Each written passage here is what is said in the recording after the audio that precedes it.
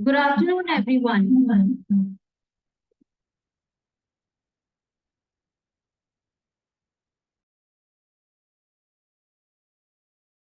Good afternoon.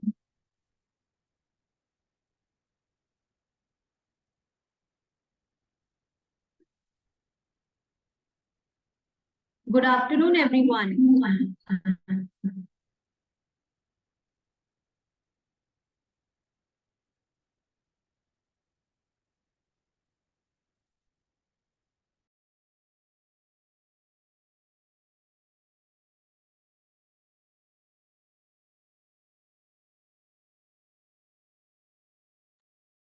Good afternoon, everyone. I, Dr. Madhvi Dhamania, Senior Resident on behalf of the Department of Community and Family Medicine, All India Institute of Medical Sciences, Rae Bareli, welcome everyone to this national webinar on the occasion of World Rabies Day 2023.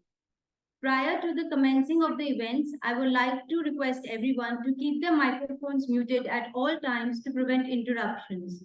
If you have any questions, kindly put it in the chat box. Those will be addressed towards the end of each session. Let's begin this academic session with the blessings of Goddess of Knowledge, Ma Saraswati. I would like to request Dean Ma'am and Prabal Joshi Sir to light the lamp and commence our event.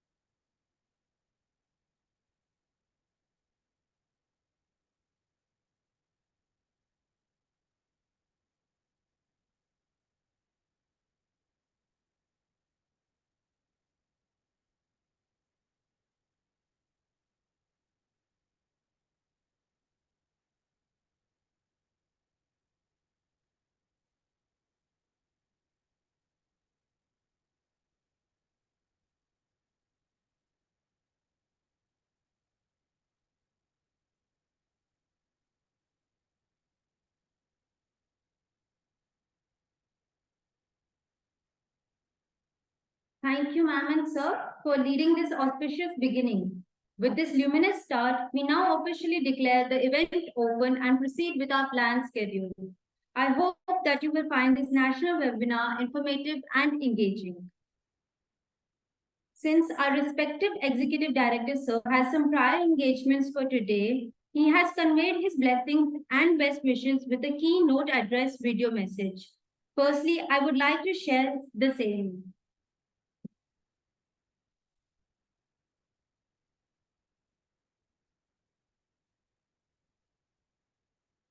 साथियों, सभी को शुभ संध्या और इस कार्यक्रम में आपका स्वागत है।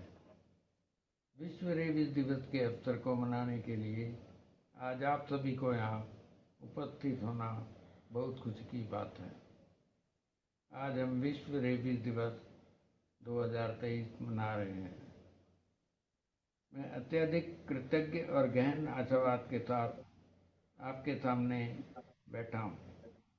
यह वार्षिक उत्सव हमें अपनी प्रगति पर विचार करने, अपनी प्रतिबद्धता को नवीनीकृत करने और सामूहिक रूप से एक ऐसी दुनिया के लिए प्रयास करने का एक अनूठा अवसर प्रदान करता है जहां रेबीज नहीं है। विश्व रेबीज दिवस केवल एक दिवस नहीं है, यह मानवता के सबसे पुराने रोग में से एक का मुकाबला करने के लिए हमारे अटूट समर्पण का प्रतीक है। आज जब हम यहाँ एकत्रित हुए हैं, तो आइए हम अपने सामने आए अवसर का लाभ उठाएं। आइए उन विशेषज्ञों और अधिवक्ताओं को सुनें जो अपना ज्ञान और अनुभव साझा करते हैं। आइए हम सार्थक संवाद में शामिल हों, विचारों का आदान प्रदान करें और नवीन रणनीतियों का पता लगाएं। आइए हम अपने मिशन को आगे बढ़ाने के लिए एक नए दृढ़ संकल्प लें, यह याद रखते हुए कि हम जो भी कदम उठाते हैं वह हमारे अंतिम लक्ष्य रेबीज के खतरे से मुक्त दुनिया के करीब लाता है। आज दुनिया के पास सबसे पुरानी बीमारियों में से एक चक्र को तोड़ने के लिए टीके, दवाइयाँ, उपकरण और प्रौद्योगिकियाँ हैं। वैश्विक रणनीतिक योजना रेबीज से होने वाली मौतों के उन्मूलन के लिए वैश्विक रणनीति योजना के साथ हमारा एक साझा वैश्विक लक्ष्य है 0/30 ग्लोबल स्ट्रेटेजिक प्लान, अर्थात वैश्विक रणनीतिक योजना। जैसा मैंने पहले कहा, विभिन्न क्षेत्रों में सहयोग करके, समुदायों को शामिल करके और कुत्तों के टीकाकरण को बनाए रखने के लिए प्रतिबद्ध होकर हम रेबीज को ख़त्म कर सकते हैं। इस वर्ष की थीम सबके लिए एक स्वास्थ्य, मतलब all for one, one health for all, इस बात पर प्रकाश डालती है कि स्वास्थ्य कुछ चुनिंदा लोगों के लिए नहीं बल्कि सभी के लिए है। यह दृष्टिकोण कुत्ते के काटने को रोकने के लिए जागरूकता पैदा करने के साथ साथ बड़े पैमाने पर कुत्ते टीकाकरण अभियान चलाने के लिए कई क्षेत्रों और स्थानीय समुदायों की भागीदारी का आश्वासन देता है। मुझे विश्वास है यह वेबिनार इस घातक बीमारी की रोकथाम के लिए जागरूकता बढ़ाने में योगदान देगा। इस उद्देश्य के प्रति अपनी अटूट प्रतिबद्धता के लिए धन्यवाद और विश्व रेबीज दिवस 2023 के उत्सव में आपका स्वागत है। मैं आप सभी को एक बेहद सफल वेबिनार की शुभकामनाएं देता हूं। रेबीज उन्मूलन संभव है। आइए 2030 तक इस संभावना को वास्तविकता बनाएं। आइए रेबीज उन्मूलन के लिए डॉक्टरों, पशुओं, पशु चिकित्सकों, शिक्षकों, जनप्रतिनिधियों और समाज के साथ मिलकर काम करें। धन्यवाद।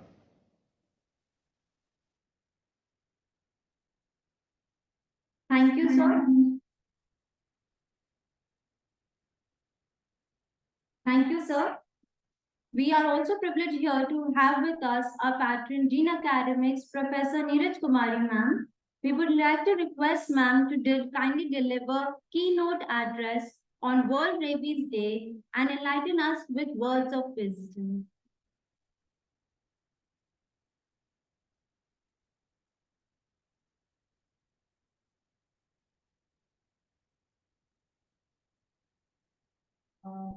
Professor Bolanath, head of the Department of Community Medicine and Community and Family Medicine. Unfortunately he is not here in this hall, who has planned all this event, and he has planned it very successfully and very minutely everything, but unfortunately he is not present here to see all this. Anyway, Dr. Prabal Joshi, head of the Department of Physiology, Dr. Mukesh Shukla, Dr. Saurav, and the other faculty members of the Department of Community Medicine and Community and Family Medicine. My other faculty colleagues, the undergraduate students, and the residents. Good afternoon, everyone. I think I should clear that I'm not going to give a keynote address that is on some topic. Anyway, I thank the Department of CFM and to plan this and to make people aware. I remember my residency days when we were doing the autopsy of rabies. At least 2 or 3 patients we have done during our MD pathology, and in all other autopsies, only the brain and the, if it is a complete autopsy, the brain, abdominal cavity, and the thoracic cavity was to be taken out, all the organs. But in rabies, we had to take the whole spinal cord. So it was like cutting all the posterior lamina of the vertebra with cheni and hathodi if you don't have an electric saw. So it was a very difficult, almost 4 hours, 5 hours job to do a autopsy in a rabies patient, that too with a lot of precautions. And we were very happy to see you after fixation when we used to find the negri bodies in the sections of the spinal cord. So anyway, but I don't know, I may be wrong, but nowadays I think I see less cases of rabies than around. So maybe the incidence has decreased, people are more aware, and I think we are handling our dogs better. Anyway, thank you to the department for making people aware and distributing the knowledge. We have eminent speakers online, and I think they will share their experience and knowledge with our students. Thank you very much.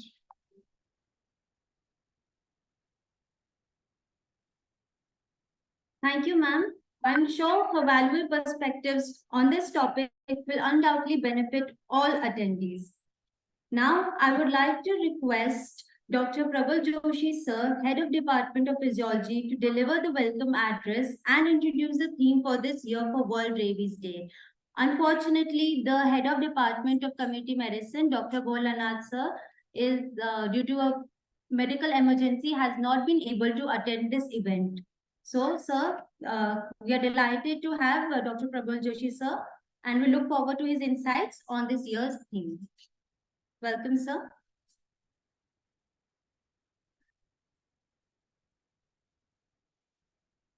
Thank you so much.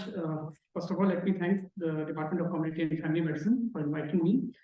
On behalf of Bholanath, sir, I would like to deliver the theme of the event. So let me welcome all the eminent speakers and the participants and the delegates in this webinar. And with immense pleasure and a deep sense of purpose, I extend my heartfelt congratulations for the department on this significant occasion of the World Rabies Day 2023. The World Rabies Day is a global call to action, a reminder that we possess the knowledge and the tool and the collective will to change the trajectory of this ancient scourge. It is a day when we unite to champion the cause that transcends the borders, cultures, and backgrounds, the fight against rabies. For 2023, the World Rabies Day, the theme is All for One, One Health for All. Now, this year's theme continues with the focus on One Health, following the success and the positive feedback of the last year's World Rabies theme, that was One Health, Zero Deaths. So in addition to last year's call to come together and collaborate towards the global 0 by 30 goal, this year's theme highlights the importance of equality. So we can stop these deaths by working together and ensuring that One Health is not for a select few, but is rather something that it should be available to everyone. Now, let us remember that each step we take in a fight against rabies brings us closer to a world where no one needlessly lose the life to this terrible disease, what is known as the dead end disease. So I urge you all to engage actively in these discussions and activities which are planned for today, and most importantly, to take the knowledge and inspiration you gain here back to the community. So it is through the collective action that we can truly make a difference. So thank you again for joining on this occasion as we celebrate the World Rabies Day and reaffirm our commitment to a world which is free of rabies. And let us share this message, save a life, bring hope to those affected by this preventable disease. So that is one thing which is important, that this disease is certainly preventable. So I wish you all success, the Community Medicine and Family Medicine Department, for this successful webinar. Thank you.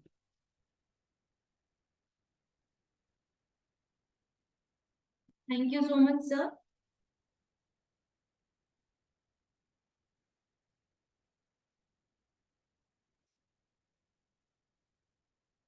We have with us an esteemed client of 1 second.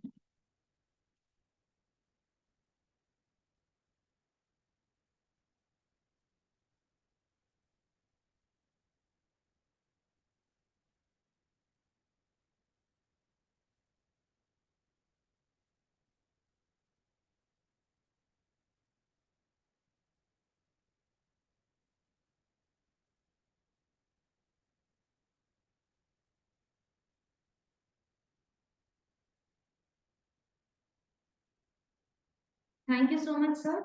We have esteemed line of resource persons who are experts in the field and have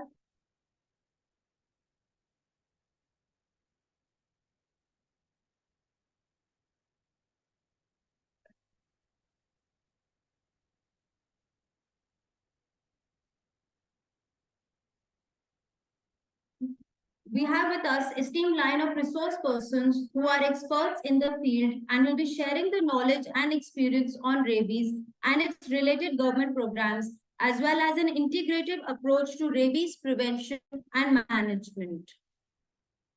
I extend a warm regard to all our distinguished resource faculty, and we express our gratitude for taking the time for this national webinar.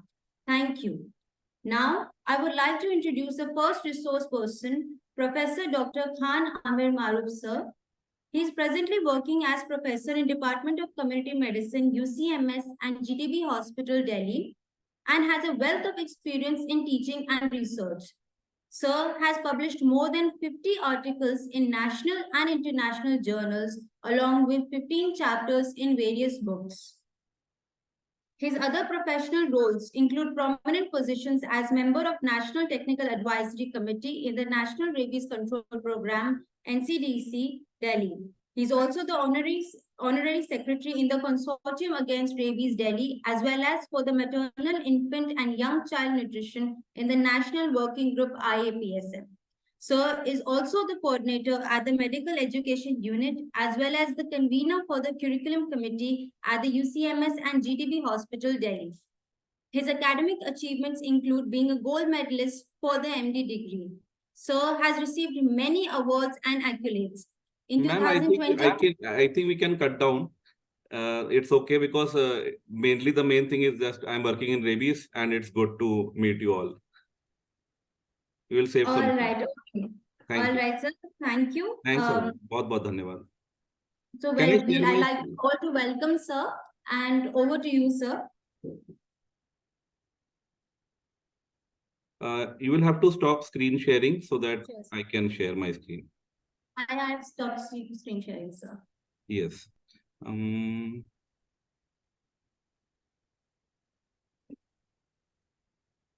Just give me a second.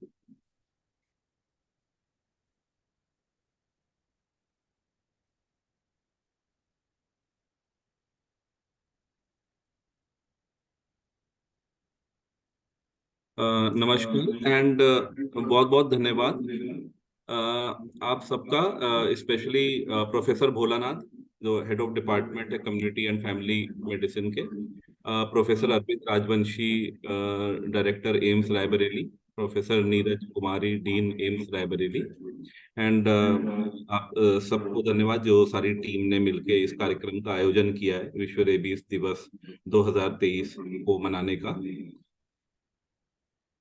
आज का मेरा topic है rabies epidemiology management and management update. So as we move ahead, the time is 25 minutes approximately plus 5 minutes of discussion. I think it's not possible कि 25 minute में पूरा rabies के बारे में हम सब कुछ कंप्लीट कर लेंगे, कवर कर लेंगे। कोशिश रहेगी कि मेन पॉइंट्स को हम टच करें, और अगर कोई सवाल है तो उसमें चैट बॉक्स पे आता रहेगा, तो हम कोशिश करेंगे उसका जवाब देने की आगे चल के, ताकि जो चीजें अगर कुछ छूट भी गई हैं तो हम उसको कवर कर लें। रेबीज मीडिया का एक फेवरेट हो गया है और होना भी चाहिए। अगर आप देखते होंगे तो अक्सर न्यूज में इस तरह के न्यूज आते हैं कि यहाँ पर किसी बच्चे को डॉग बाइट हो गया, उसकी डेथ हो गई। उसके अलावा कोई पेट डॉग ने जो है किसी को काट लिया, जैसे एक लिफ्ट में काट लिया था डॉग ने, उसका सीसीटीवी वीडियो काफी वायरल हो गया। ये सब दिल दहला देने वाली घटनाएं होती हैं। और रेबीज एक बीमारी क्योंकि 100% फेटल है, तो भय लगना स्वाभाविक है और उसके हिसाब से लेकिन हमें प्रिकॉशन लेना चाहिए, बचाव करने की कोशिश करना चाहिए, बजाय कि पैनिक में हम कुछ गलत कर बैठे। एक जो केस होता है रेबीज का, वो क्लिनिकली डायग्नोसिस उसकी हो जाती है। अभी मैडम बता रही थी कि उसकी जो पोस्टमार्टम डायग्नोसिस है वो भी संभव है। लेकिन जो हम क्लिनिक में जो usually it is a clinical diagnosis for rabies, to confirm we do the lab diagnosis also, that is very important. So let us see कैसे एक केस जो है क्लिनिकल डायग्नोसिस रेबीज की किस The तरीके से patient होती है। exhibits agitated behavior when water is presented to him. He tries to escape when his mother presents a moistened cotton ball. He even bats her hand away because of his hydrophobia. He demonstrates some gagging and difficulty swallowing, notable at the end of this clip. Hydrophobia is a unique symptom of rabies and is used for diagnosis in developing countries with high rabies prevalence. इस video में आपने देखा इस चीज को कि कैसे बच्चा जो है पानी पीने से घबरा रहा है। फैन चालू करने से भी, फैन की हवा लगने से चेहरे पर भी उसको दिक्कत हो सकती है। तो एरोफोबिया, हाइड्रोफोबिया, ये सिम्टम्स, लक्षण जो है कॉमन लक्षण है ये, लेकिन 100% जरूरी नहीं है कि ये लक्षण हो, लेकिन ये लक्षण सबसे कॉमन है और ये लक्षण देखते ही एक डायग्नोसिस रेबीज की बन जाती है, क्योंकि और कोई बीमारी में इस तरह के लक्षण नहीं आते। तो अब ये बहुत दुखद होता है कि जब पेशेंट को लेके आते हैं, वो कहते हैं माँ बाप की ये ठीक था बच्चा, अब थोड़ा सुन्न हो गया है, चुपचाप बैठा रहता है, और ये पानी पिलाओ तो इस तरह से कर रहा है, परेशान हो जाता है और हम लोग को भगा देता है वहां से। तो अब डॉक्टर साहब इसके लिए कुछ करिए। अब हमारे पास जब एक बार ये डायग्नोसिस बन गई रेबीज की, तो हमारे पास कोई इलाज है नहीं। थ्योरेटिकल टर्म्स में हो सकते हैं, बट प्रैक्टिकल टर्म्स में very very rare some survivors we have got in the reports, but they are very very rare and they have been with residual disabilities also for a long time. So उसका वो normal उसका बचना nearly असंभव ही है। 100% फेटल जिसे हम कहते हैं वही है। और उस वक्त फिर वो तकलीफ माता पिता के चेहरे पर, वो कहते हैं कि चाहे जितना पैसा आप ले लीजिए, चाहे जो आप इलाज, हम हर जगह जाने को भी तैयार हैं, लेकिन आप इसका इलाज कर दीजिए, ये बच जाए, ये ठीक हो जाए। लेकिन हमारे पास, हमारे हाथ में कुछ नहीं होता। और एक चिकित्सक के लिए, एक डॉक्टर के लिए इससे बड़ी तकलीफदायक चीज नहीं हो सकती कि हमारे पास कुछ भी करने के लिए नहीं है इसके अंदर, और विद इन 10 days यूजुअली जो है उस बच्चे की या उस पेशेंट की डेथ होना बिल्कुल कंफर्म है। तो ये एक इसीलिए बचाव ही इसमें एक कारगर उपाय है, और बचाव की तरफ हम सब लोगों को एकजुट होकर रेबीज को हराना होगा, तभी हम इससे जीत पाएंगे और इस तरह की चीजें नहीं होंगी। अगर हम देखें एपिडेमियोलॉजी ऑफ रेबीज की हम बात करें, तो एपिडेमियोलॉजी में जो ट्रायड होता है, एजेंट, होस्ट, एनवायरनमेंट का, तो एपिडेमियोलॉजी ऑफ रेबीज में जो बर्डन है और जो रिस्क फैक्टर्स है उसकी हम बात करेंगे थोड़ा सा। एक वायरल जूनोसिस है, आरएनए वायरस है, और इसका अगर बर्डन देखा जाए तो ऑल ओवर दी वर्ल्ड जो है 59,000, अराउंड 60,000 समझ लीजिए, पर ईयर ग्लोबली है, जिसमें कि 95% एशिया और अफ्रीका की कंट्रीज में है। और पूरे दुनिया में जितनी भी डेथ्स होती हैं एक साल में, उसमें से 36% जो है केवल इंडिया में होती है। 5,000 से 20,000 डेथ्स इंडिया में रिपोर्टेड हैं। वेरिड फिगर्स हैं, अलग अलग तरह के सर्वे हैं, उसमें अलग अलग तरह की रिपोर्ट्स हैं। लेकिन हमें ये लगता है कि ये अंडर एस्टिमेट है, क्योंकि डेटा पता करना कि किसकी डेथ रेबीज से हुई है ये बहुत मुश्किल है। एक बार जब व्यक्ति को पता लगता है कि उसके पेशेंट को जो है बच्चे को या उसके घर में किसी को रेबीज है और उसको अस्पताल में कहीं बता दिया जाता है कि ये विद इन 10 डेज इसकी डेथ हो जाएगी, कुछ करने के लिए इसके अंदर है नहीं। अमूमन ये होता है कि वो उसको हॉस्पिटल में नहीं रखते, वो कहते हैं हम घर ही ले जाते हैं जब ऐसा है तो, या कभी कभी रखते भी हैं। तो ज्यादातर ये होता है कि फिर उनकी डेथ हो जाती है और कंफर्मेटरी डायग्नोसिस उसकी हो नहीं पाती। तो कई बार जो है वो डेथ सर्टिफिकेट में उस तरीके से आ नहीं पाता। तो इसलिए क्या है कि underestimate, it is very difficult to say कि डेथ जो है वो किससे हुई थी, वो किसी के पास रिकॉर्ड उस तरह का होता नहीं है, और लैब डायग्नोसिस तो बिल्कुल ही नहीं होती। ये मैं इसलिए भी कह रहा हूँ कि जो डॉग बाइट बर्डन है, अगर हम लोग अपने जो भी क्लिनिक है, जैसे हमारे यहाँ पर जीटीबी हॉस्पिटल है, उसमें भी एक एंटी रेबीज क्लिनिक है, डॉग बाइट क्लिनिक चलती है, वहां पर भी पेशेंट्स आते हैं तो रोज लंबी लाइन लगी होती है। और ये आप लोग भी अपने अपने एरियाज में जहां पर भी एंटी रेबीज वैक्सीन दिया जा रहा है, वहां पर आप भी देखते होंगे कि कितने मरीज आते हैं वहां पर। तो इससे हमें मालूम पड़ता है डॉग बाइट, और डॉग बाइट का बर्डन अगर देखें तो हमें रेबीज के आंकड़े तो बहुत पक्के मिलना बहुत मुश्किल है, क्योंकि डायग्नोसिस उसकी बनना संभव नहीं है। लेकिन एक सरोगेट इंडिकेटर हम कह सकते हैं डॉग बाइट बर्डन, वो हमें आंकड़े मिलते हैं। और वो अगर हम देखें तो आईडीएसपी के जो फिगर्स हैं वो बताते हैं कि इंडिया में 4.2 मिलियन रिपोर्टेड थे डॉग बाइट्स 2012 में, and in 2018 it was 7.4 million. So we see that there is an increasing trend in the dog bite burden. क्यों हो रहा है ये जवाब एक अलग, ये सवाल एक अलग सवाल है, लेकिन ये ट्रेंड हमें दिख रहा है। हमने भी एक स्टडी दिल्ली में करी थी, 2016 14 के डेटा था, 2016 में पब्लिश हुई थी, और उसमें हमने ये पाया कि 2.5% जो है ये एक स्लम ऑफ दिल्ली में, रूरल और अर्बन स्लम मिला के हमने देखा था, तो 2.5% था डॉग बाइट रेट। और ये हमने जो 10 ईयर पहले उस दिल्ली की ही एक अलग स्लम एरिया की स्टडी थी, वहां पर से हमने देखा, तो हमने कंपेयर किया तो पाया कि in the last 10 years 10 times increase we are seeing in the dog bite cases.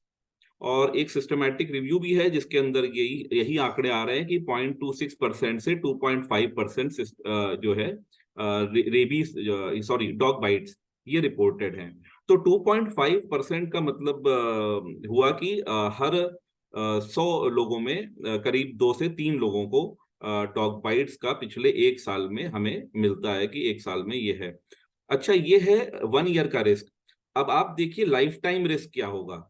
कोई भी व्यक्ति जो यहाँ पर पैदा हुआ है किसी एक जगह पर, अब वो till the end of life, जो उसका 50 ईयर 60 ईयर 70 ईयर 80 ईयर जो भी लाइफ स्पैन होगा, उसमें lifetime risk of dog bite कितना है। क्या हो सकता है 20 ईयर में 20 ईयर तक ना हुआ हो डॉग बाइट, लेकिन हो सकता है 21st ईयर में हो जाए। हो सकता है 50 साल तक ना हुआ हो डॉग बाइट, 51st ईयर में हो जाए। हो सकता है 64 ईयर्स तक ना हुआ, 65th ईयर में हो जाए। तो ये एक लाइफ टाइम रिस्क जो है अगर देखें वो काफी ज्यादा है डॉग बाइट्स का। ये एनुअल बाइट्स है लास्ट 1 ईयर में, out of a given population what was the bites, but please remember that we should also consider lifetime risk of animal bites that have the potential to transmit rabies. इसके जो risk factors हैं वो हम थोड़ा सा देख लेते हैं। तो ऑब्वियस ही बात है कि जो बच्चे हैं लेस देन 15 ईयर्स, उसमें 40% केसेस रिपोर्टेड है।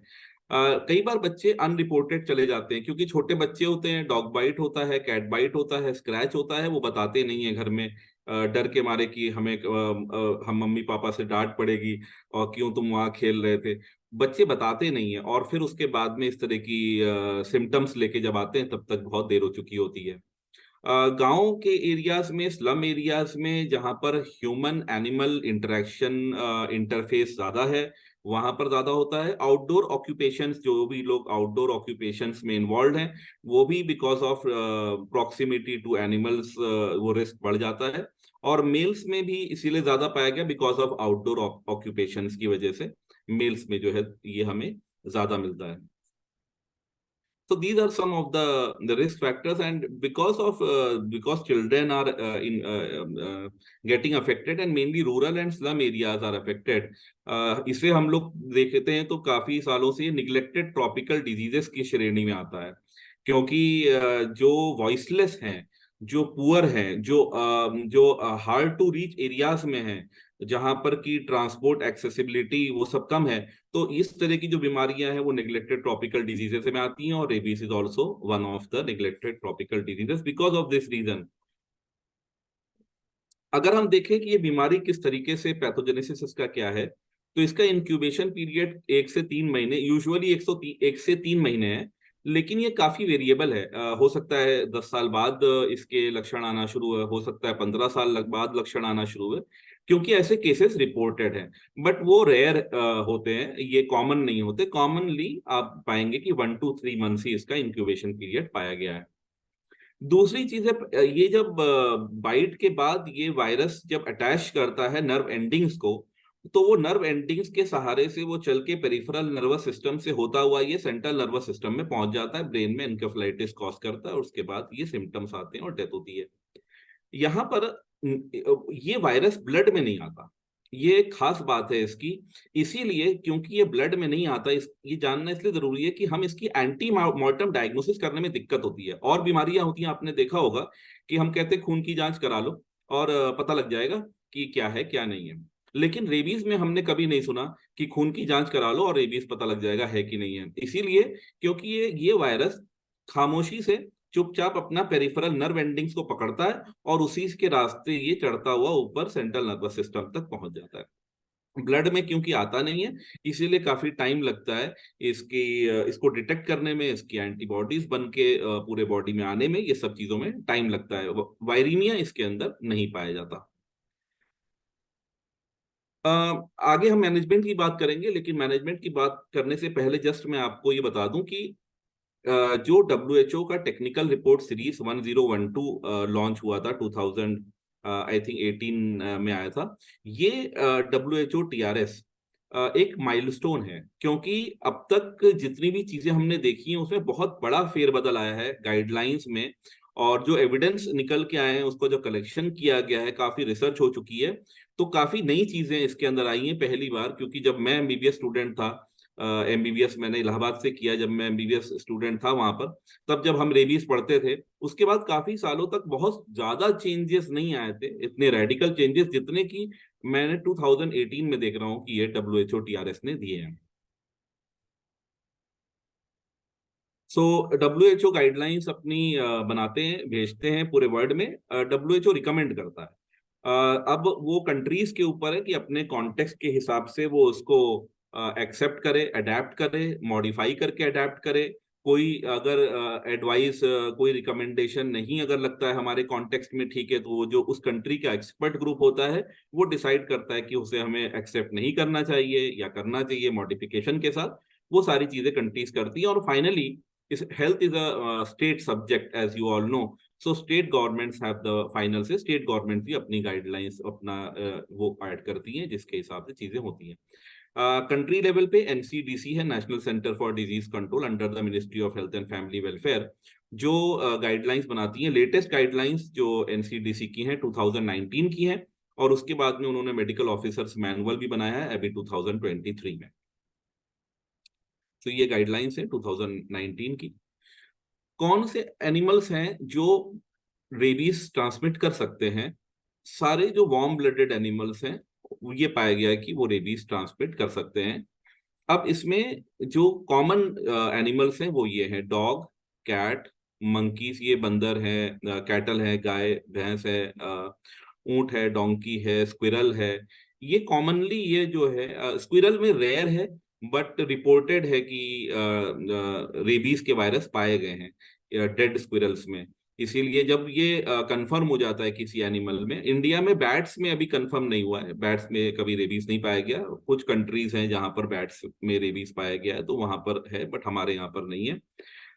जो डोमेस्टिक रैट्स हैं, अगर हम देखें उसमें भी नहीं पाया गया है, लेकिन वाइल्ड एनिमल्स जो हैं उसमें हम लोग देखते हैं कि वाइल्ड एनिमल्स में हमें ध्यान रखना पड़ता है। जो वाइल्ड अगर रैट्स भी कोई कहता है तो हम उसको जो है प्रोफाइलैक्सिस देते हैं, पोस्ट एक्सपोजर प्रोफाइलैक्सिस। अब ये एक सवाल है, मैं चाहता हूं कि जो पार्टिसिपेंट्स हैं, जो रेसिडेंट्स हैं, स्टूडेंट्स हैं, they can type in the chat box what would you do in this case. आप इसमें वैक्सीन दोगे नहीं दोगे, यस और नो आप टाइप कर दीजिए चैट में।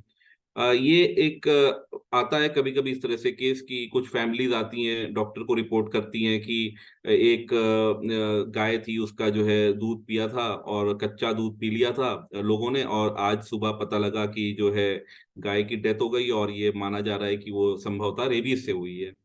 तो इसमें क्या करा जाए? अब ये मेडिकल ऑफिसर के पास अक्सर कई बार पूरा पूरा गांव भी आ जाता है,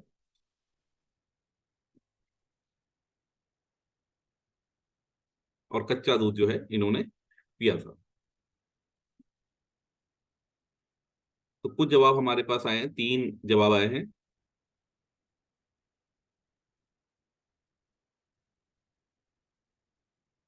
एक्सेलेंट, एक्सेलेंट, बहुत बिल्कुल सही जवाब, कि इसमें कोई भी आवश्यकता नहीं है इसके अंदर वैक्सीन देने की या इम्यूनोग्लोबुलिन ग्लोबुलिन लगाने की। इसकी मेन वजह यह है कि पहले जो है ये देखा जाता था कि पहले जब एविडेंस नहीं था इतना, तब इसमें रेबीज इम्यूनोग्लोबुलिन भी दिया जाता था और रेबीज वैक्सीन भी दी जाती थी। लेकिन ये जो 2018 की गाइडलाइंस डब्ल्यूएचओ की आई है, जैसे मैंने कहा था कि it is a kind of a milestone in the rabies management.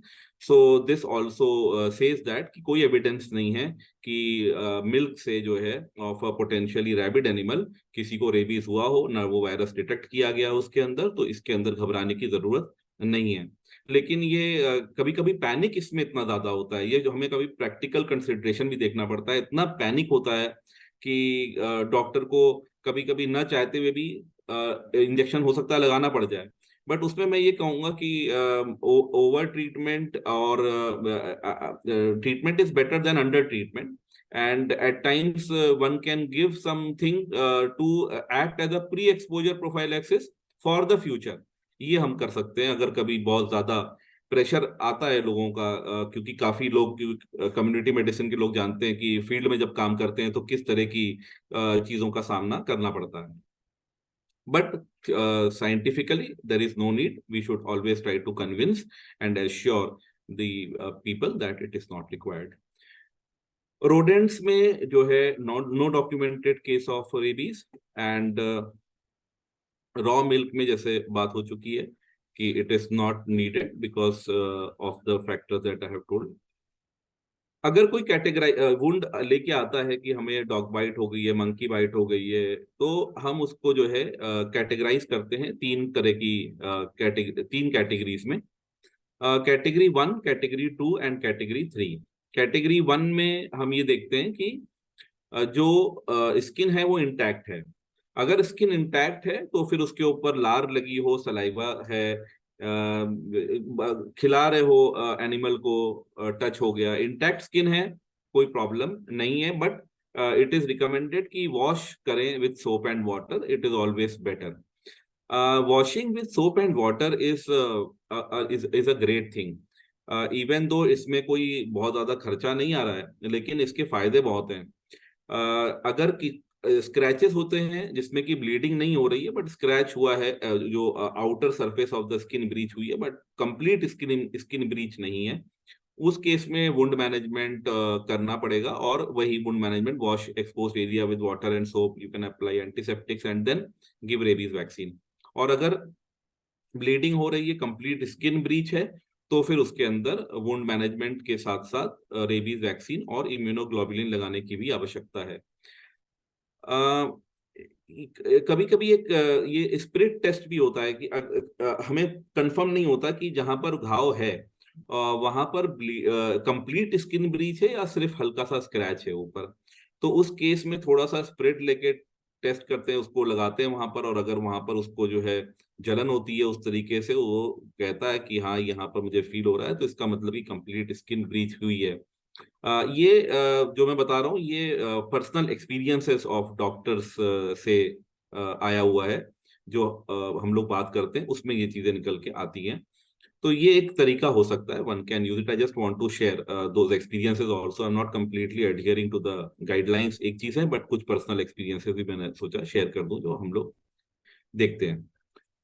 तो ये 3 कैटेगरीज में हमें डिवाइड करना है। इसमें ध्यान ये रखना है कि मैंने देखा है अक्सर कि छोटा अगर वुंड होता है, जैसे बहुत बताते हैं, फोन पे बताते हैं या मिल के बताते हैं कि बहुत छोटा सा वुंड है, देखो इसमें तो कुछ नहीं है, ये तो एक ही कट लगा हुआ है, तो इसमें तो सिर्फ वैक्सीन लगा देते हैं, काम चल जाएगा ना।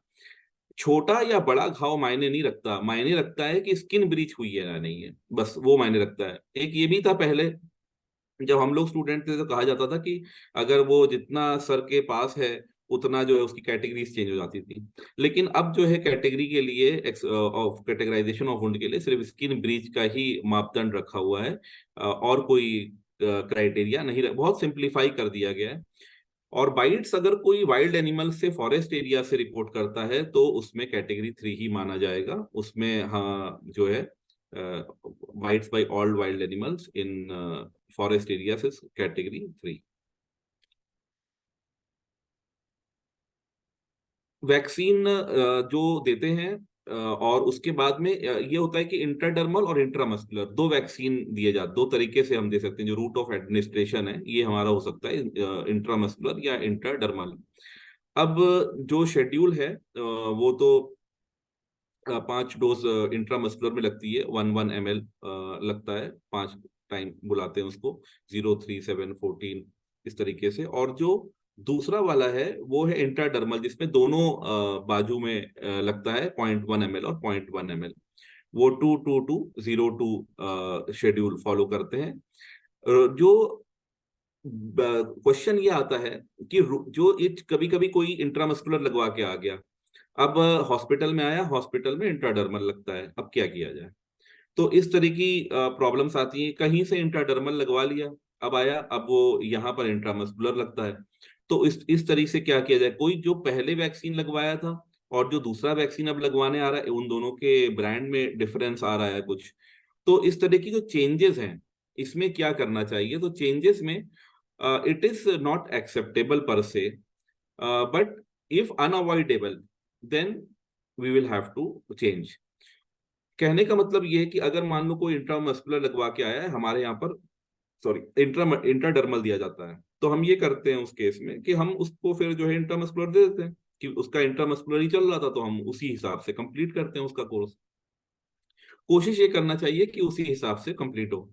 लेकिन अगर कभी किसी किसी कारणवश पॉसिबल ना हो तो फिर जो है दे देना चाहिए, जो भी डोज, जो भी रूट से दिया जा रहा है, या जो भी वैक्सीन का ब्रांड अवेलेबल है, it should not be stopped, that should be the idea.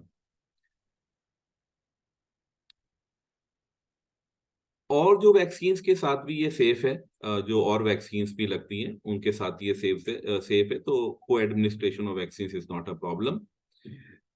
कभी अगर डिले होता है तो तो इसमें कहा जाता है कि इसको जो है अगर डिले होता है तो वैक्सीनेशन जो है रिज्यूम करना चाहिए, रीस्टार्ट नहीं करना चाहिए। कि अगर डिले हुआ, और यूजुअली माना जाता है कि 10 दिन के अंदर जो 037 वाला जो है वो 10 दिन के अंदर कंप्लीट हो जाए। 1-2 दिन का डिले से कोई प्रॉब्लम नहीं है, बट वो हो जाना चाहिए।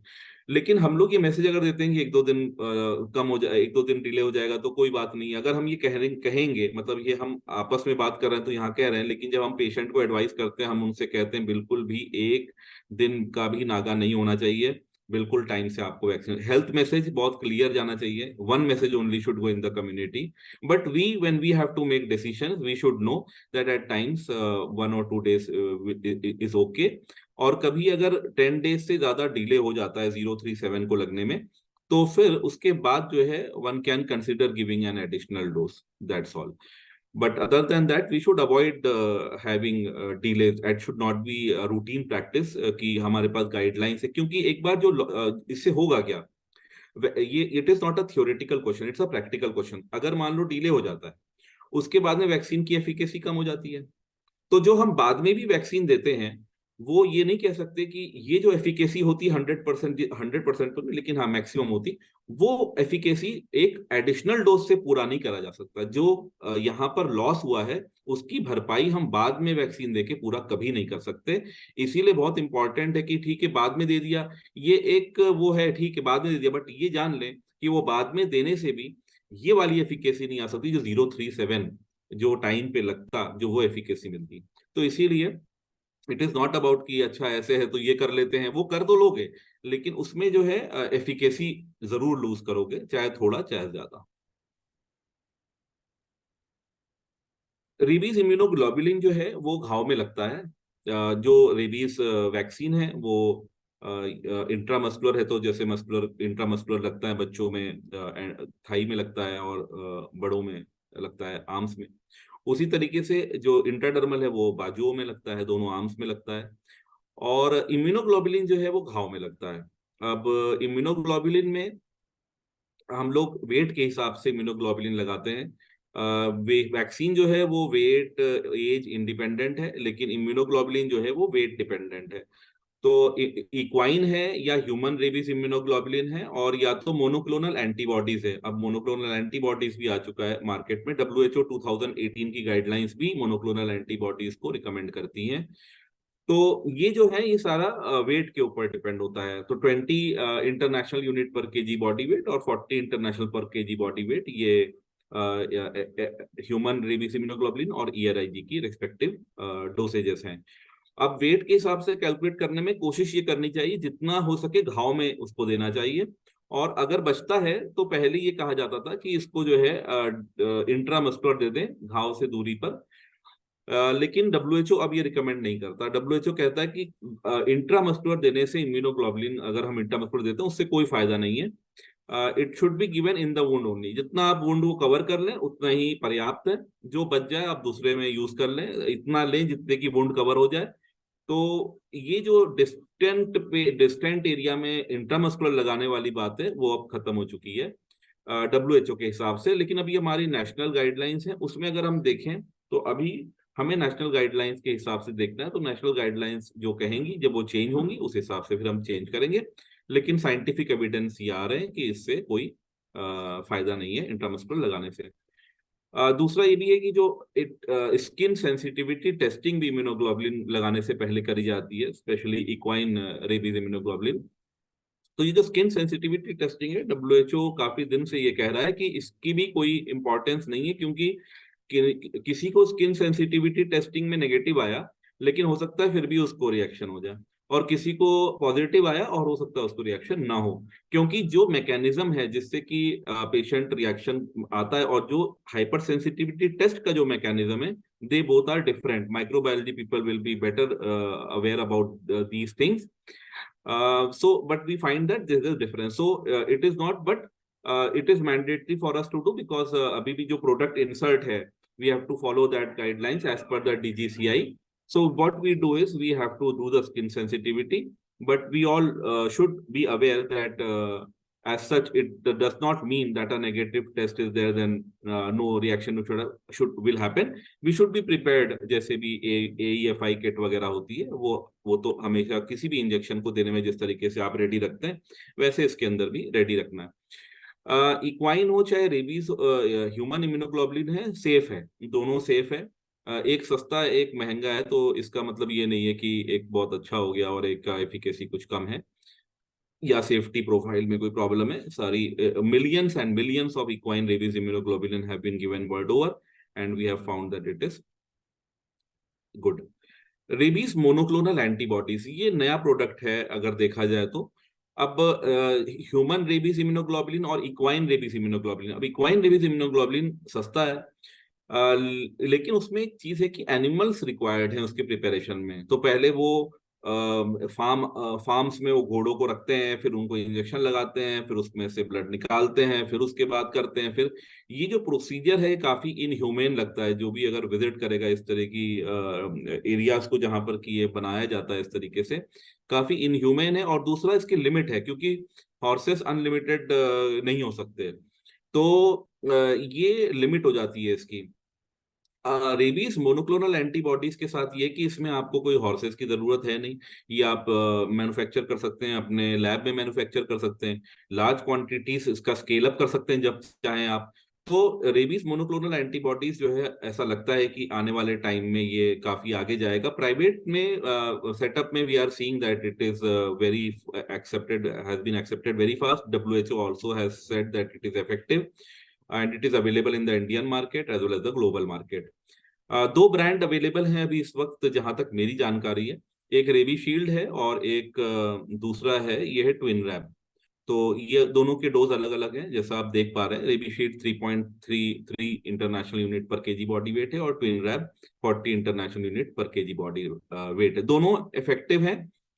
थ्योरेटिकली डिफरेंस ये है, रेबी शील्ड में एक एंटीबॉडी है, ट्विन रैब में दो एंटीबॉडीज का कॉम्बिनेशन है, but both are effective and both are helpful. Rabi Shield is cheap also and Twin Rab is costlier. अगर हम इसकी बात कॉस्ट की बात देखें तो इक्वाइन रेबीज जो इम्यूनोग्लोबुलिन है आज की तारीख में वो सबसे सस्ता है। उसके बाद फिर मोनोक्लोनल एंटीबॉडीज है और ह्यूमन रेबीज इम्यूनोग्लोबुलिन जो है सबसे कॉस्टली है। तो लेकिन अगर इसका मार्केट जिस तरीके से मोनोक्लोनल एंटीबॉडी का बढ़ेगा, हो सकता है डिमांड सप्लाई के बेसिस पर इसके जो प्राइसेस हैं वो इक्वाइन रेबीज इम्यूनोग्लोबुलिन से आगे चल के कम हो जाए। तो it will depend, we will see how it moves. Let us see short video about the immunoglobulin administration in the wound.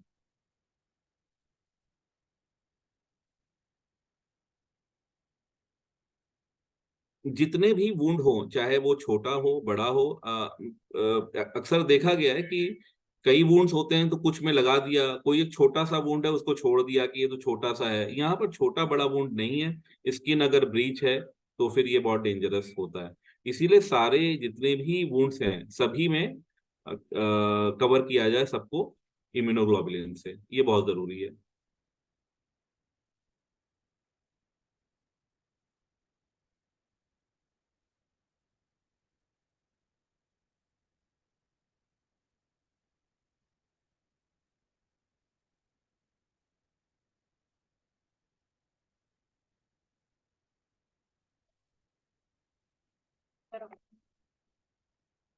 एक इसमें काफी ओपन है।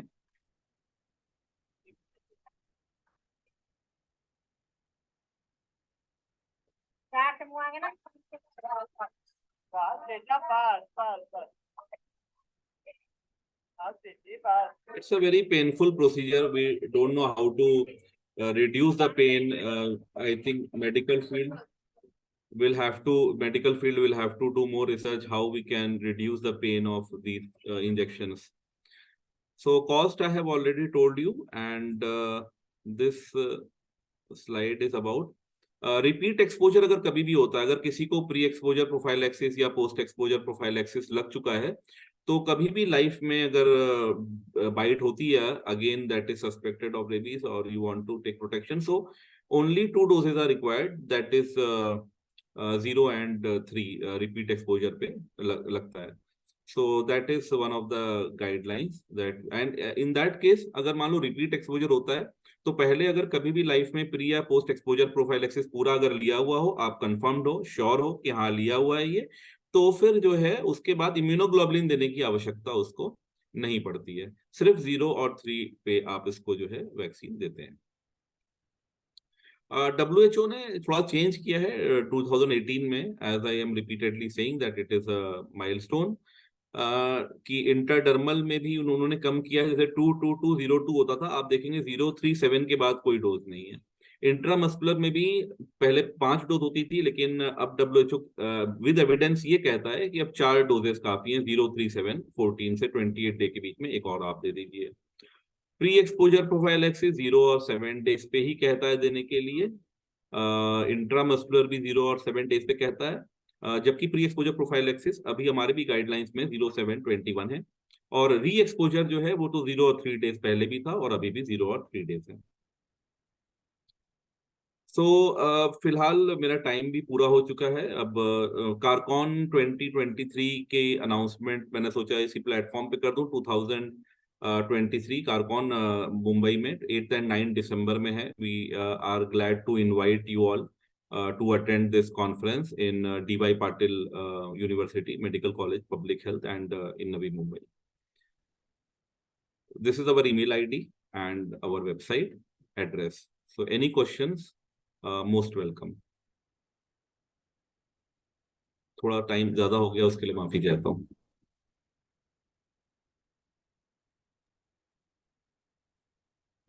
Thank you, sir, for your noteworthy information regarding the epidemiology and latest updates in rabies management.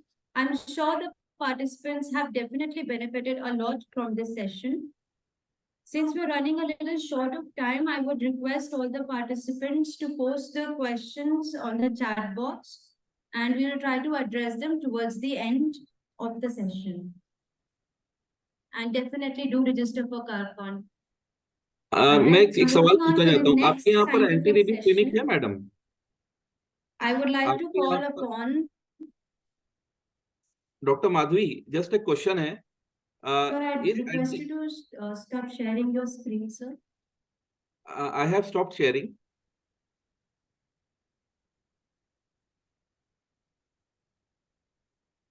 Dr. Madhvi, just a question. Can you hear me?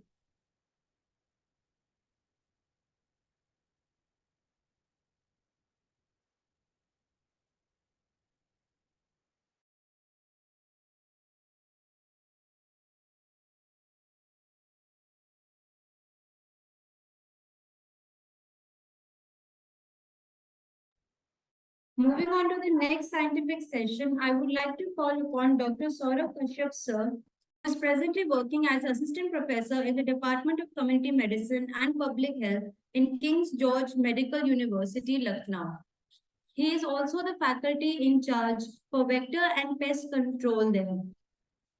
His other professional roles include external expert in Uttarakhand Public Service Commission and also has been appointed as member of Department of Health and Research in two prominent hospitals of Lucknow.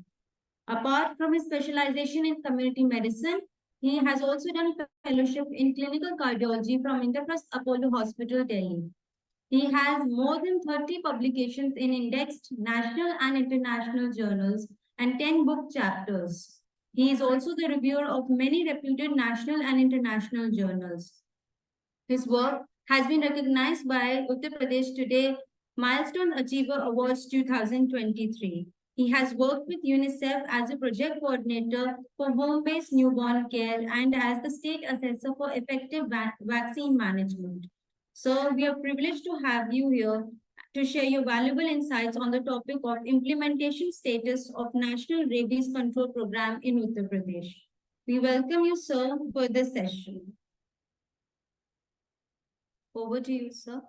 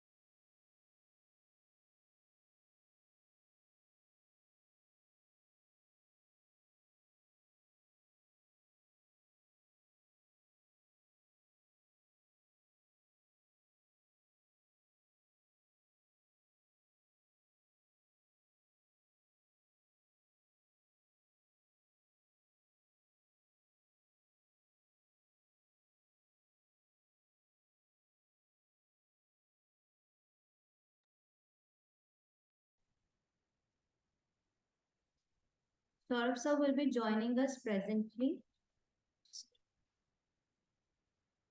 in a minute. Thank you for your patience.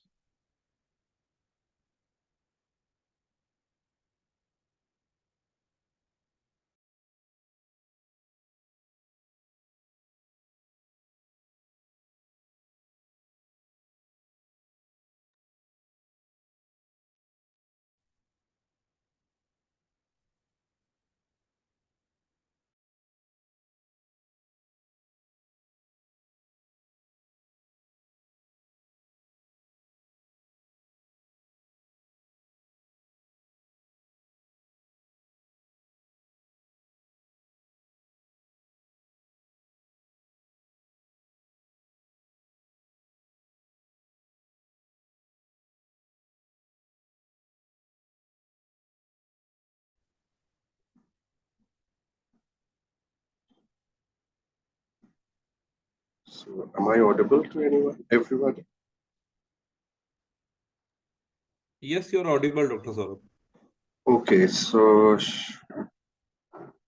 let me share the screen of my laptop so that.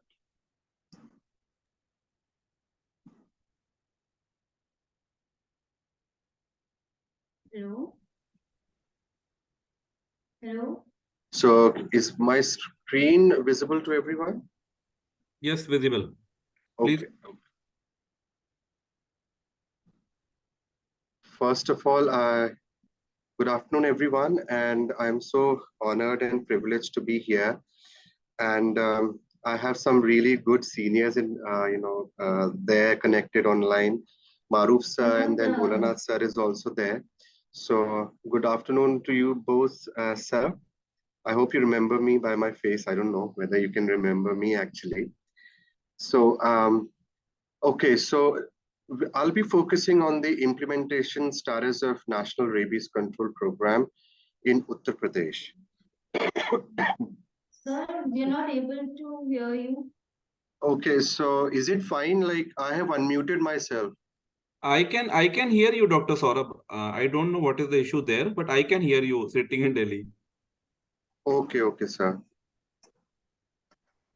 Okay, so before going into the details of, the milestones which are there, which is being done by National Rabies Control Program, and as you could see on this on the front of your slide, in 1988, NCDC, that is a National Center for Disease Control, designated WHO collaborating centers for rabies.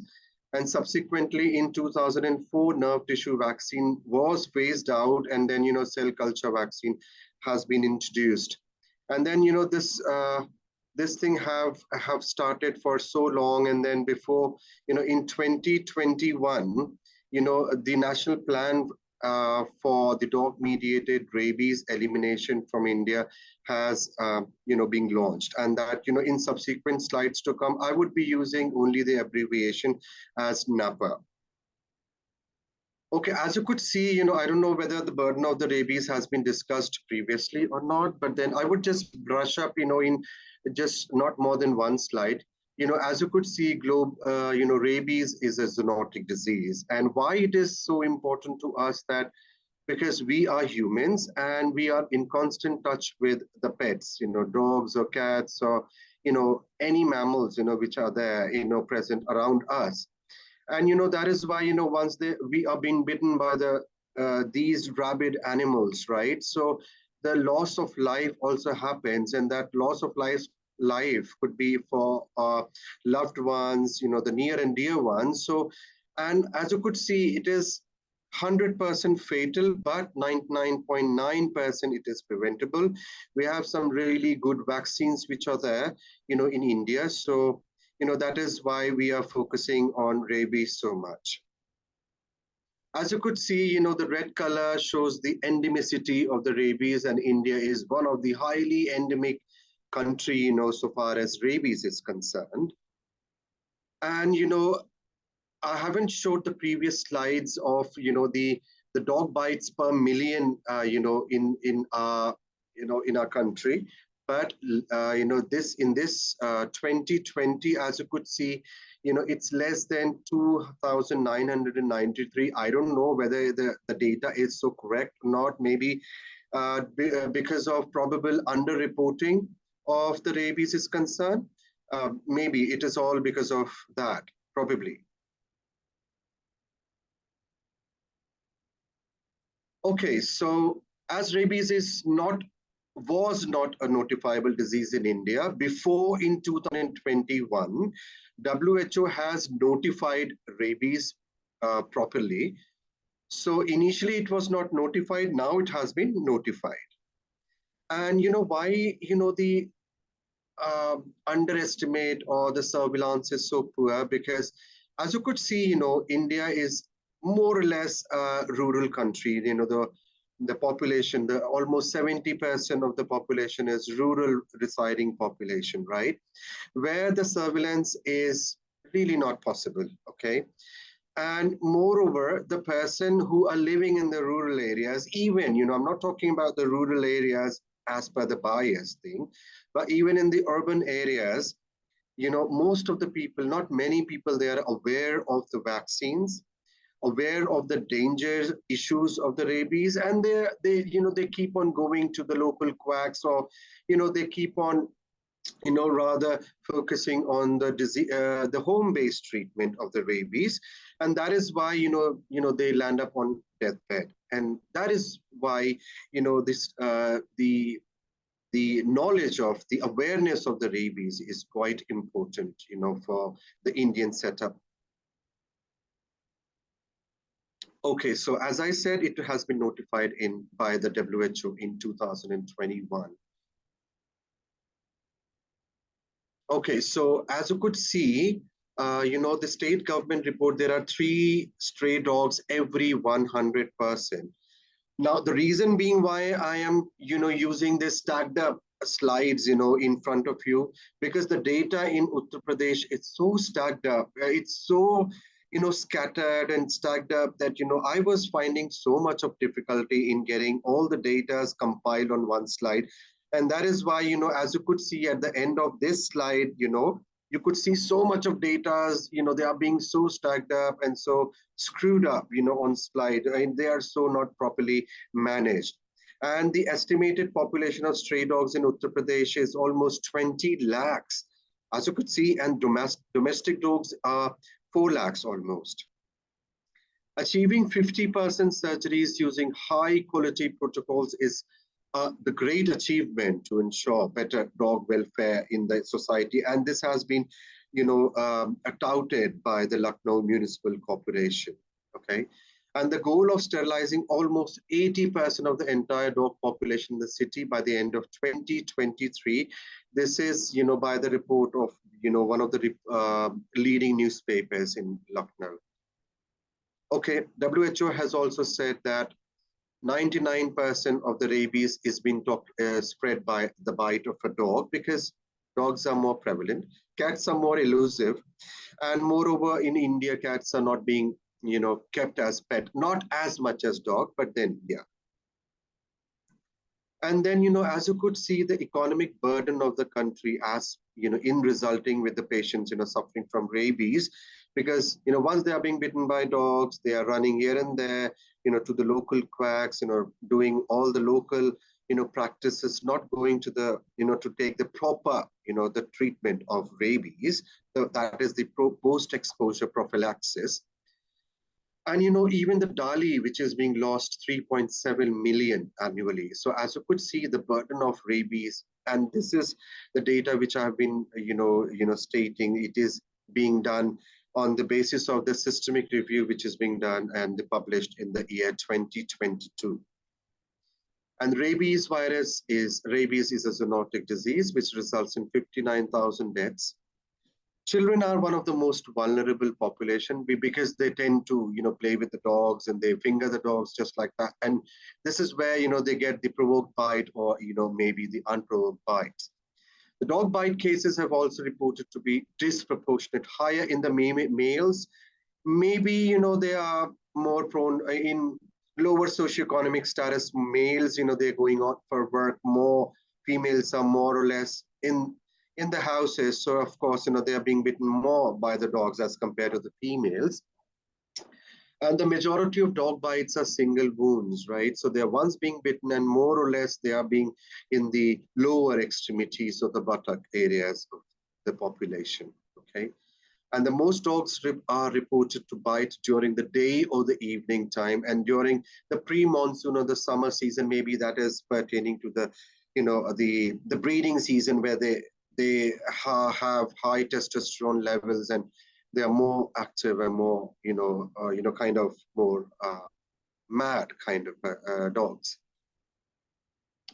I am not drooling over you, so it's just my rabies flaring up. So please, if any dog is showing you this much amount of teeth, so please don't go and start playing with them, and don't show your, manliness, so that you can tame any wild animal like that. Okay, so the need of an hour is One Health triad. Well, we have spoken so many times about the epidemiological triad, but the importance of, the health triad is very important. And, the health triad, why it is important, we'll be talking in subsequent slides to come. So health triad says healthy people, healthy environment, and healthy animals, right? And how this could be possible, we'll be talking in subsequent slides. So the need of an hour is, why do we need One Health approach? And that is, rabies is a perfect example of One Health approach disease. Why it is so important? Because, you can talk about the Ministry of Animal Husbandry, Fishing and Dairying, and then human health, of course, that is also one of the department which should be, kind of conglomerated by the One Health approach. And then, there are so much of stakeholders in form of NGOs, the wellness associations, the welfare societies, in the societies you live in. And then, there are so many other stakeholders, which can take part in the One Health approach. And even the government, of course, without the support of the government, the local government, everything would not be possible, because, they are the ones, who are going to do their good support, the municipal corporation, all the government setups, that should be, tamed by the governing bodies, and that's how it should be done. Okay, so, One Health approach I have been talking about. So what are the challenges, which we face, while we do about the One Health approach? Well, the priorities are different for the different sectors of, the animal husbandry might be having a different priorities, and the local NGOs might be, having different priorities. The lack of understanding about the concept of One Health, that is also one of the things, they don't understand the concept of One Health in protecting or in eliminating or combating rabies. Okay, the fragmented activities of the human health components, as in, some like Lucknow Municipal Corporation, they would be talking about the, neutering of the dog, right? And then local NGOs or the state governments, they will be talking about the mass vaccination of the dogs, right? So they are from the different sectors, and this is where the confusion happens, that the work of which department should rest on whom. So that is one of the problems of One Health approach. And then biodiversity and challenging wildlife sectors, as you could see, the population is increasing. So are the needs and demands of housing. So the wildlife are, kind of getting conglomerated on a single space, a very smaller space. So that is why, the problems with One Health approach is there. And then, of course, the lack of political will, maybe the government is not interested, but I would not be speaking that. But yes, government should be told about the importance of One Health approach, and that is why they should focus on the One Health approach. And then human health and animal health is a subject of the state understanding, so that is why that should be done. And then, of course, India is a country of limited resources. So that is why, One Health approach should be well understood. And that is one of the reasons why One Health approach is kind of different. But then, on the contrary, I would be talking about one state which is just going, bonkers on rabies strategy, and they are doing really, really well. And I think, I would not be I would not be hasty if I would be saying that Goa is one state which is near to elimination of rabies. So, when I talk about the Goa, as you could see, you could talk about the good beaches, good fancy time, merrymaking time, and then good life, bachelorhood, honeymoon couples. But then apart from the Goa, which is being touted as one of the um, very in-demand city to travel, for the honeymooners, or for the ones who want to enjoy their bachelorhood. Goa is also a model state for the rabies elimination. Why and how they have managed, I'll just show you. Okay. So, Rabies Mukt Goa, they have been celebrating this year. And, there are so many NGOs which are working, as in, even the University of Edinburgh is also working in the favor or in this state. And that is why, this feat has become possible. And how Goa has kind of done such big feat within 10 years, not even 10 years, is that for the mass vaccination of the dogs, educating the people, even the students, the children, small children in the school, and elsewhere also about how the rabies should be contained, how the dog bite could be averted, right? And they have done excellent surveillance strategy, right? So this is one of the those three strategies where Goa has been succeeding or successful, and that is why Goa, the rabies has been near to get eliminated from Goa. So almost 4 lakh doses of rabies vaccination has been given since 2013. So as you could see, Goa is doing really great in terms of rabies vaccination and controlling strategies. They are also educating all the school-going children. Even testing for the diseases also being done, in a good laboratories. Almost, I don't know, if you could see, in 2013, almost 5,300 dogs has been vaccinated, followed by in 2014, 20,400 dogs have been, sterilized in the period of 6 months. In 2015, almost 25,000 dogs in 1 month, and rabies hotline was also relaunched, right? And then in 2016, NCDC has taken a kind of due importance, and they have provided funding for the equipments and the reagent for the testing of the rabies. And in 2017, subsequently, 97,000 doses of vaccinations has been done. In 2018, intensive vaccination resulting in 0 human rabies death for first time since comprehensive rabies records began. And then in 2019, being the second year of 0 human rabies death. As you could see, Goa is doing really great in that. And when Goa can do it, why can't we? So we also have to join hands, for, the elimination of rabies. And then, how they have done mass dog vaccination, combination of the vaccination method as an intramuscular, intradermal method, door-to-door vaccination. They have done that even. And then catch, vaccinate, release. So jabbing, coming in contact with the dogs, jabbing and releasing. So these are the things, and not even that, educating the students, the community groups, and even the workers, they were, educated. And then, the excellent surveillance strategies, any person who is dying of rabies, or even any dogs who are dying of rabies, they are under surveillance. And abnormal aggression by the dogs under surveillance, neurological signs under surveillance, and even saliva drooling from the mouth of dog, that is also under surveillance. So such is the higher surveillance activities of the dog. And then, we have launched National Action Plan for Dog-Mediated Rabies Elimination. So the steps for development of this National Action Plan is joint gap analysis by each stakeholders. अभी मैं class ले रहा हूँ, right?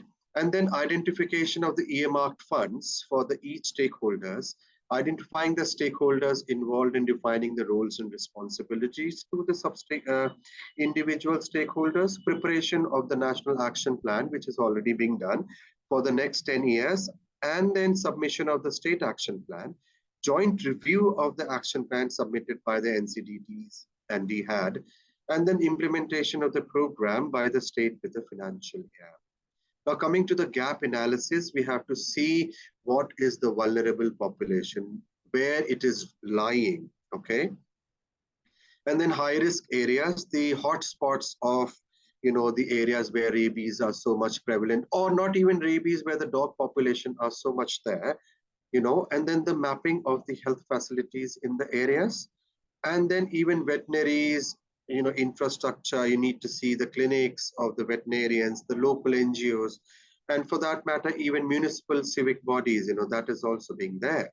And then the laboratory facilities, that should be heightened, strengthened up, more and more laboratories should be open, regional as in the state, the district laboratory should also be done. This is the, the kind of funding, which is being done, for, the for the different types of, the steps of, in the rabies, for the vaccine, the training, even for the IEC material, the laboratories or the operational researches, which is being done. This is for the animal component and the previous one for the human component. I won't be going into details of each of it, considering the paucity of the time. Okay, so who would be the potential stakeholders? The doctors, as we are working in the medical college, so we are the potential stakeholders. Veterinarians, we are, also, even the wildlife conservationists, they are also, the potential stakeholders for it. And then, the health sciences department, for the ever-going researchers, that for that matter. And then, various NGOs should also be should also be the stakeholders for it, right? And then, of course, the wellness societies, the resident welfare association should also be there. Identifying the laboratories as in for the regional levels and, at the state rabies laboratories. The National Action Program plan should be made, for the 10 years, I mean, as in what you're going to do in next 10 years. And then, it is being, you have to share the modus operandi, how you're going to operate. This is how it is to be prepared. And then, later on, NCDC and Uttar Pradesh Animal Husbandry Department would be reviewing, in subsequent times to come. Now, coming to the short action plan, which could be done for the subsequent 3 years, prioritizing rabies in the state, as in where, in which state it should be done, more prioritized. Then, we have to assess the burden of the human and animal rabies, funding, and then, the technical guidelines and the training modules, for the medical officers and the veterinarians and the support staff. And then the strengthening of the laboratories, which are being identified, and the capacity building as required for the training and, the education purpose, and, estimating the dog population and human and animal, vaccine. That is also very important, because even in Lucknow, in KGMU, we are finding that the rabies vaccines are not available, in due course of time. And then, we need to be very, very aggressive in the campaigns for the vaccination of the dogs, not for the human being, because pre-exposure has little bit of limited importance, but post-exposure, of course, that is required.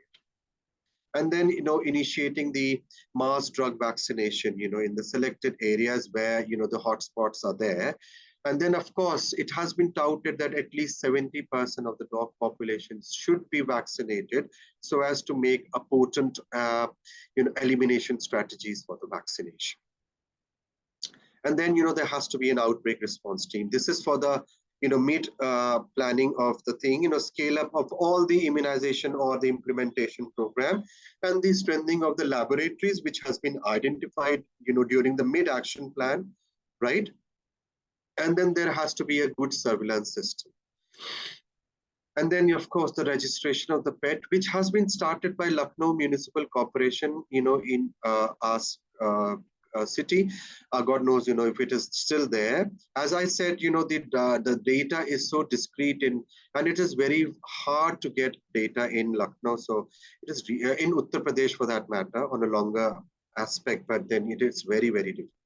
Then, of course, the mass vaccination of the dogs and dog bite and complete PAPs, post-exposure prophylaxis should be focused, because I have seen, or it has been seen in the studies, most of the people, they are taking, half of the vaccination regime, and they're not following the complete vaccination regime, and as in following with the dog bite.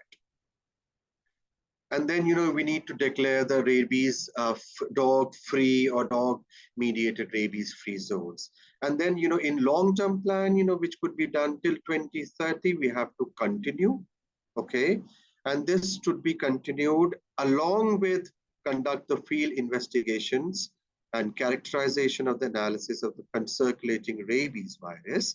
And then, there are so many, and then, we can declare that the India is free of rabies, first the state and then India for that matter. What Goa has done was static point, where, just like a camp activity where, the dogs should be brought and vaccinated, or even, the ones who are being missed out, door-to-door vaccination, and then capture vaccination and releasing, that is also one of the strategies. I would be skipping these slides because this is being done already. Okay, so what is the need of an hour for us? We need to do surveillance activities, okay? And what is the priority in surveillance? Surveillance in the human, animal bites in human, deaths due to rabies, that has to be surveillanced, and then estimated coverage of the anti-rabies vaccine and anti-rabies serum. Okay, the surveillance in the animals, as in rabies in the animals, livestock, pet strays, and wild animals having clinical signs of the rabies, and then laboratory-based surveillance, and not even that virological surveillance, even in those cases where animals are dying, and the carcasses should be tested for the presence of rabies virus for that matter. Instant for the notification purpose, Epidemic Disease Act is there, Clinical Establishment Act is there, and Public Liability Insurance Act is also there, and where dog bite should be notified. And in animal component, prevention and control of infectious and contagious disease in Animal Act, that is also there, and then Municipality Act is also there. Okay, and then there are the where expert group is there, as in for the expert which is required by us, for like animal anti-rabies vaccinations and anti-rabies serums, and then coverage should be there, that record should be maintained, anti-rabies clinic should be identified where we can fetch the data, and anti-animal bite management facilities should also be there. And for the animal component, block veterinary clinic districts, veterinary clinics, and there's so many things could be done. And these are the the stakeholder, the person which are being designated as in the person which should be kind of shouldered for the responsibility. The nodal officer, be it for the animal bite, be it for the human, should be identified subsequently. And then all the state health department, the veterinary department should be taken in confidence, and they should be shared with the data, And then of course there has to be a continuous monitoring and evaluation, without which everything will be faltered. And then there has to be a support group, which should be made. And then, these support groups should be maintaining standard guidelines and SOP preparations, and even organization for organizing the trainings, for these, the rabies protection, prophylaxis, prevention, what should be done, vaccination of the dogs. And then, of course, sharing of the data is very important, because in surveillance, what we do is continuous collection of the data, compilation, correlation, and then deciphering the data into a very legible or a legit information, and so that it could be transferred to one person to another, right? And then, of course, the infrastructure and logistics should be, strengthened, which is lacking. And then, of course, information, education, communication should be there, because that is one of the important part of surveillance activity. Now, I won't be going into much of the details, and I have these final slides. Laboratories should be, tiered wise, right? Tiered laboratory facilities for the rabies diagnosis should be done.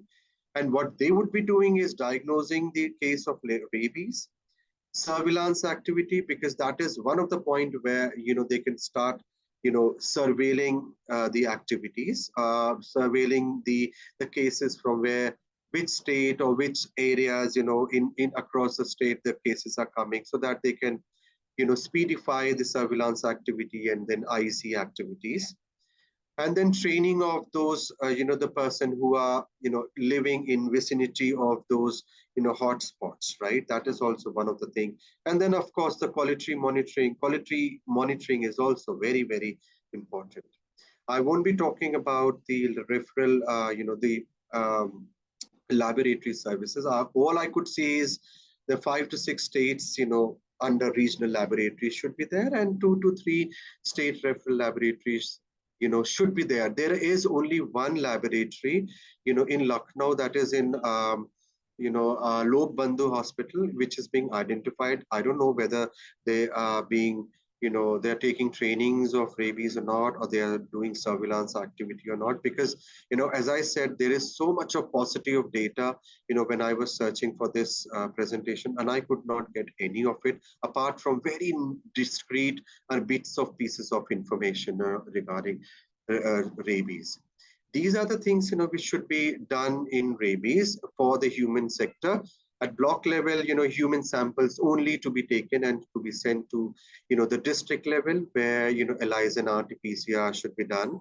And then at state level, FAT, that is fluorescein antibodies testing, should be done along with RT-PCR and ELISA.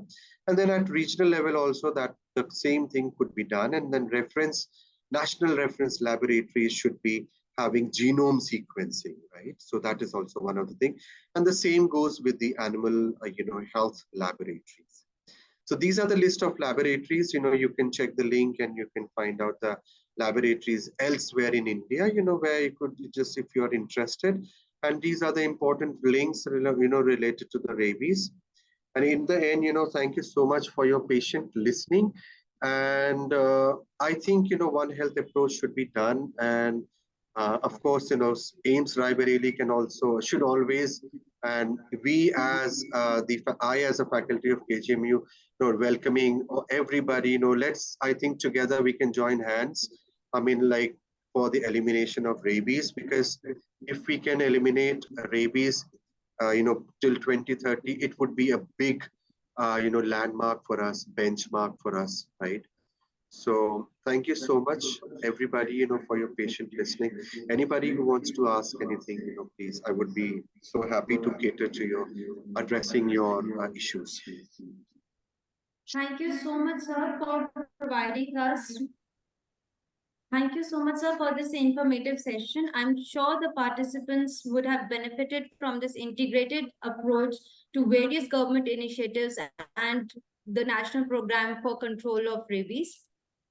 Due to paucity of time, I request all the participants to kindly post all the questions in the chat box. We'll definitely try to address it by the end of the session. Sir, I request you to stop your screen sharing.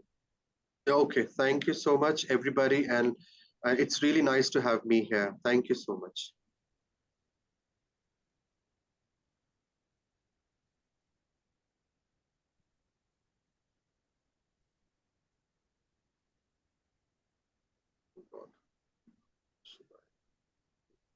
Right. For our last scientific session, I would like to invite our next resource faculty, Dr. Prasoon Dubey, sir. Sir has worked as Senior Veterinary Officer in the Animal Husbandry Department of Uttarakhand and has more than 20 years of experience working in the field of animal healthcare and animal husbandry practices. At present, he is posted as in charge State Disease Diagnostic Laboratory, Pashulok Rishikesh, since last 8 years. Sir is also the co-principal investigator for FMDCP and Nivedi for the Department of Animal Husbandry, Uttarakhand. He has also worked at Forensic Analysis Laboratory under Department of Animal Husbandry, Uttarakhand. So we will be talking on the zoonotic transmission of rabies, a very pertinent topic that will further enhance our understanding on the subject of rabies. We welcome you, sir.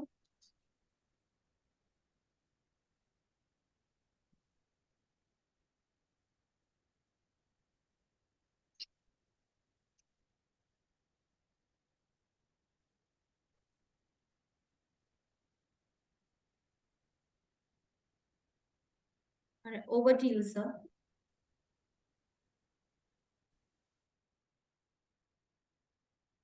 Am I audible? आप लोग मुझे सुन पा रहे हैं? Yes, sir, सुन पा रहे हैं. You are audible. Thank you. Thank you. Good evening to all. First of all, I will thank Dr. Bholanath sir for giving me privilege to share my experience with all of you, and his team that has been sincerely applying his efforts to organize this program. So I have been given the opportunity to share the knowledge or experience for in this rabies to relating with zoonotic transmission. So, as we all know, this is classic One Health challenge, and it is one of the oldest known zoonosis. It has been mentioned in the Susrit Samhita. The cases have been reported in Mughal period, British period. So it is one of the oldest zoonosis. But the thing is that Sir, sorry to interrupt you. Could you kindly put your presentation in full screen or slide share? I am sharing. It is not being shown to you. So you're not audible. आवाज नहीं आ रही है आपको मेरी? नहीं अब आ रही है सर. आप एक बार अपने प्रेजेंटेशन स्लाइड शेयर पे डाल दीजिए या उसको स्लाइड शेयर या फुल स्क्रीन मोड पे कर दीजिए.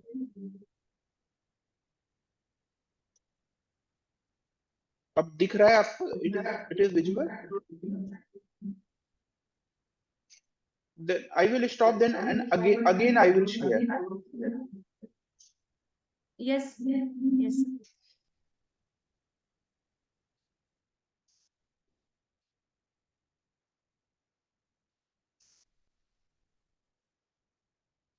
Now it is showing.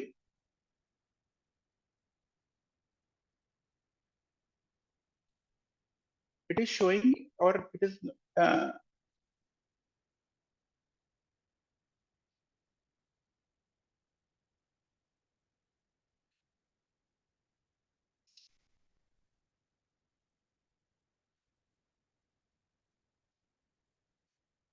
अभी स्क्रीन में आपको नहीं दिख रहा है मेरा प्रेजेंटेशन?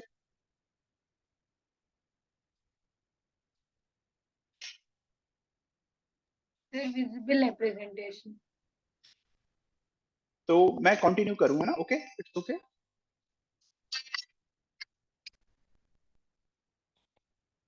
हेलो, हाँ, okay okay okay. So this is one of the oldest zoonosis, and in comparison to all the zoonosis causing human deaths, rabies is still on the top. We have shared our information that about approx 60,000 deaths, and about 1/3 of the deaths that are in India. And the another thing is that it is the disease is mostly affecting the people of low socioeconomic status, and the age group children are mostly affected.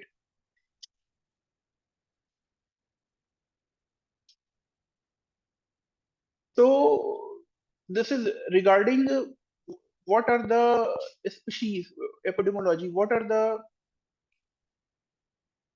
are the reservoirs of this disease, as this disease is completely zoonotic, and only the mode of transmission is from animals. No human to human transmission is possible.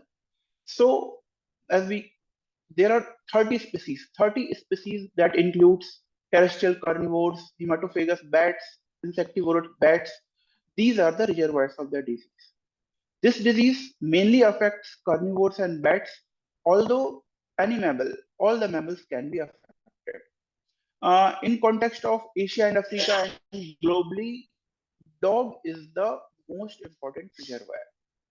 In India, other important reservoirs include cats, wolf, jackal, mongoose, and monkeys. This disease is also affecting livestock, or you can say domestic animals such as cow, buffalo, sheep, goat, deer, pig, monkey, horse, camel. These are also occasionally involved. And whereas wildlife is concerned, rabies has been reported in bear, hyena, jackal, leopard, mongoose, summer deer, wolf, langur, and fox. So the point is that this rabies virus, although it is a virus, but a single virus, but has been adopted according to its reservoir host. So antigenic variant, species-specific variant has been developed. For example, if this is maintained within dogs or canines, so it is known as canine rabies virus variant. And each variant, it is responsible for virus transmission between members of a major reservoir species in the geographical area in which it is zoonotic. So for different species, there is different rabies virus variant. In some cases, it is also possible that there is cross-species transmission of virus, such as if a skunk rabies virus variant is infecting a dog, then this is known as skunk rabies virus variant infection in a dog. If we see in America and other countries, there are different variants, and those are important reservoirs of rabies in their area. As in North America, there are 3 variants responsible for rabies in striped skunks. And in bat, there are, according to the species of different species of bats, each variant has been characterized. And in that, their phenomena is different from other species. Also in Canada, Alaska, red and Arctic foxes variant has been established. In raccoons, there is different variant, and gray foxes. So all these are established in these species. Next thing is that the susceptibility of the virus. So as we can see, the most susceptible ones are foxes, jackals, and wolves. Next to them, high susceptible species are skunks, raccoons, bats, and pelids, including cats and different leopard, tiger. These are. And dog, sheep, goats, horses, and non-human primates, these are moderately susceptible. And even birds and primitive mammals, can be susceptible, but these are of lowly susceptible. If we compare dogs and cats, cats are more resistant, and younger ones are more susceptible than older ones. This is the vectors, or you can say reservoirs that have been established in different areas or different places. In North America and Europe, the important ones are fox, dog, skunk, and raccoon. In Africa and Middle East, dogs and jackals are the main vectors. In Asia, the important vectors include dog, jackal, raccoon, and mongoose. Mongoose is also important. In Latin America and Caribbean countries, bat, foxes, dogs are the main vectors. So this virus is maintaining in bats. It is circulating. It is always in circulation in bat communities. From bat, it is transmitted to different animals such as I have mentioned already, dog, jackals, foxes, skunks, raccoons. In that these species act as reservoirs, and virus is maintained within this community. From this community, the different domestic animals and humans, these are all affected. If we see about incidence of rabies in livestock, so we can see that in India, Bangladesh, Mongolia, cattle have emerged as the most frequently affected domestic animal after dogs. Uh, as far as for laboratory confirmation is concerned, dogs have shown 48.4% positivity, cats 21.9%, cattle 61.4%, goats 48.7%, and horses 45%. In Punjab, in 2017, it was conducted, examination was conducted, and out of suspected cases, 42% dogs were confirmed, 31% in cattle, 21% in buffalo, and in cats and equines it was very small. So the summary of this data is that cattle, next to dog, cattle is the species that has been mostly affected. There is region as in our rural areas, in our the cattle has been tied to its in form, तो बंधी रहती है, आप लोग देखते हैं कि वो बंधी हुई है. तो सबसे पहले जो भी हमारा एक इंटरेक्शन होता है, जो भी हमारे वाइल्ड एनिमल्स हैं या स्ट्रे डॉग्स हैं, वो एनिमल जो है सबसे ज्यादा उनके लिए असेसिबल होता है. एंड नेक्स्ट थिंग जो सबसे इम्पोर्टेंट है वो ये है कि जैसे एनिमल्स के पास हाथ तो है नहीं, तो सबसे पहले अपने प्रोटेक्शन में, अपनी सेफ्टी के लिए वो अपने हेड को आगे करते हैं. तो जैसे ही वो अपने हेड को आगे करते हैं, तो जो उनका मजल एरिया है, माउथ एरिया है, सबसे ज्यादा अफेक्टेड होता है बाइट से. And this bite is third category bite. And unfortunately, in animals, all these protocols and availability of immunoglobulins, these are not so much accessible to them. So, for if a rabid animal has bitten, so अगर उसने काट लिया किसी domestic animal को, तो it is very difficult, वो बहुत मुश्किल होता है कि उसको हम आफ्टर रेबीज वैक्सीनेशन एनिमल को हम बचा पाए. And this is the reason that from the chance बढ़ जाते हैं कि इन एनिमल्स से जो है रेबीज का ट्रांसमिशन ह्यूमन को हो सकता है, because in these animals it is very difficult to control the disease.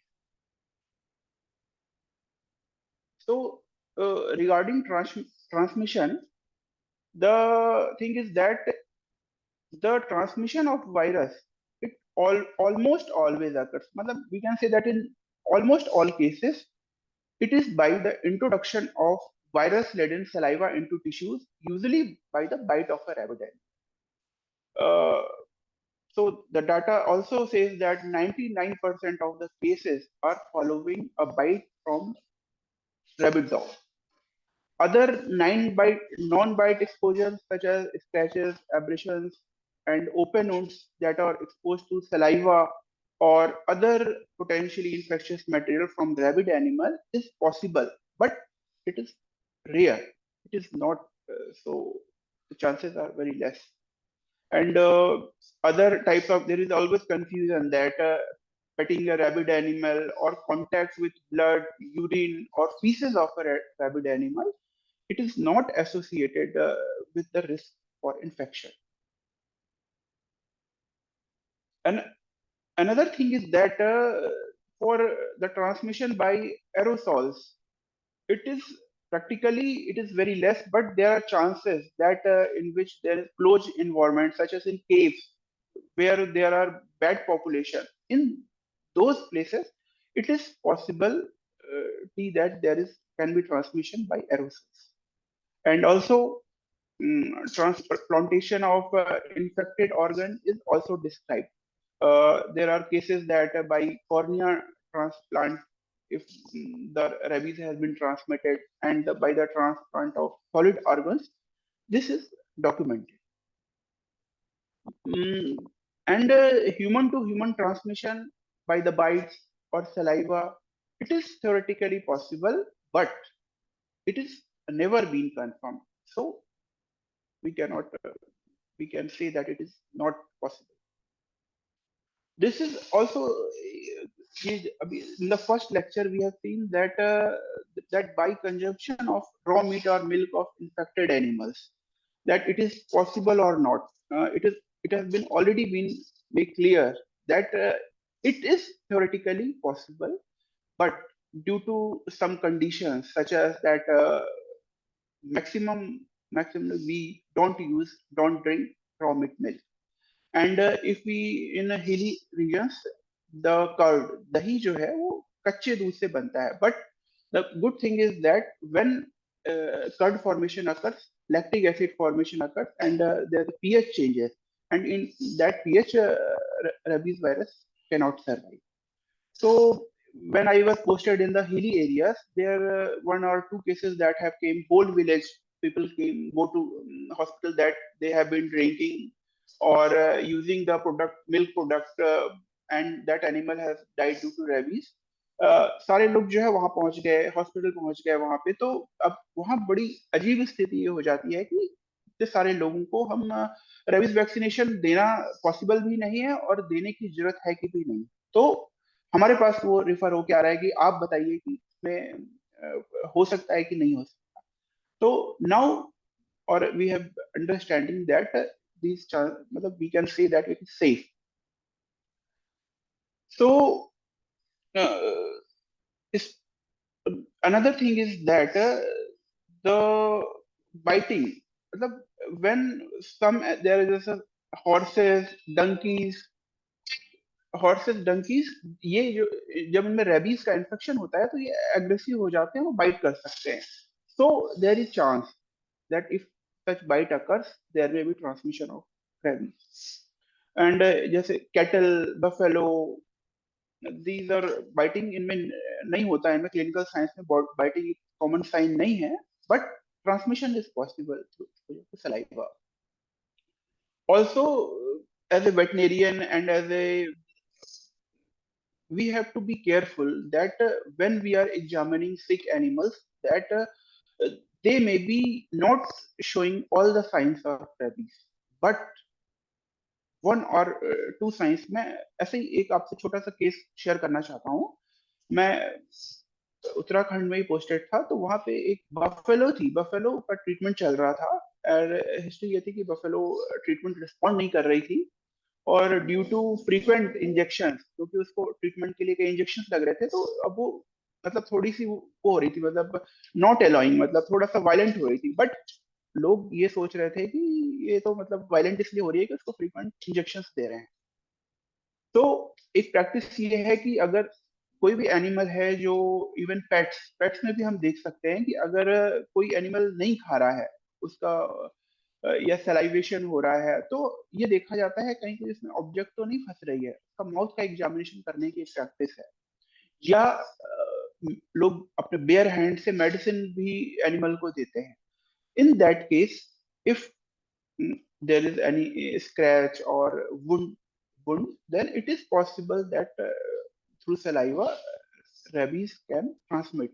So also if animal जैसे कि देखा कि किसी एनिमल में हम मिल्किंग कर रहे हैं बट कुछ फ्यू डेज में कुछ ही दिनों में जो है एनिमल की डेथ हो गई तो पहला क्वेश्चन ये उठता है कि जो एनिमल की हैंडलिंग कर रहा है जो एनिमल से मिल्किंग कर रहा है तो क्या उसको रेबीज हो सकता है. तो वहां पे बहुत केयर लेने की जरूरत है कि जैसे कहीं थोड़े भी अगर साइंस है कुछ भी साइन है तो तुरंत हमें केयरफुल रहना है कहीं रेबीज तो नहीं है. बिकॉज किसी भी डाउटफुल एनिमल में जब तक कि लेबोरेटरी कंफर्मेशन ना हो we have to suspect that there may be chance of rabies.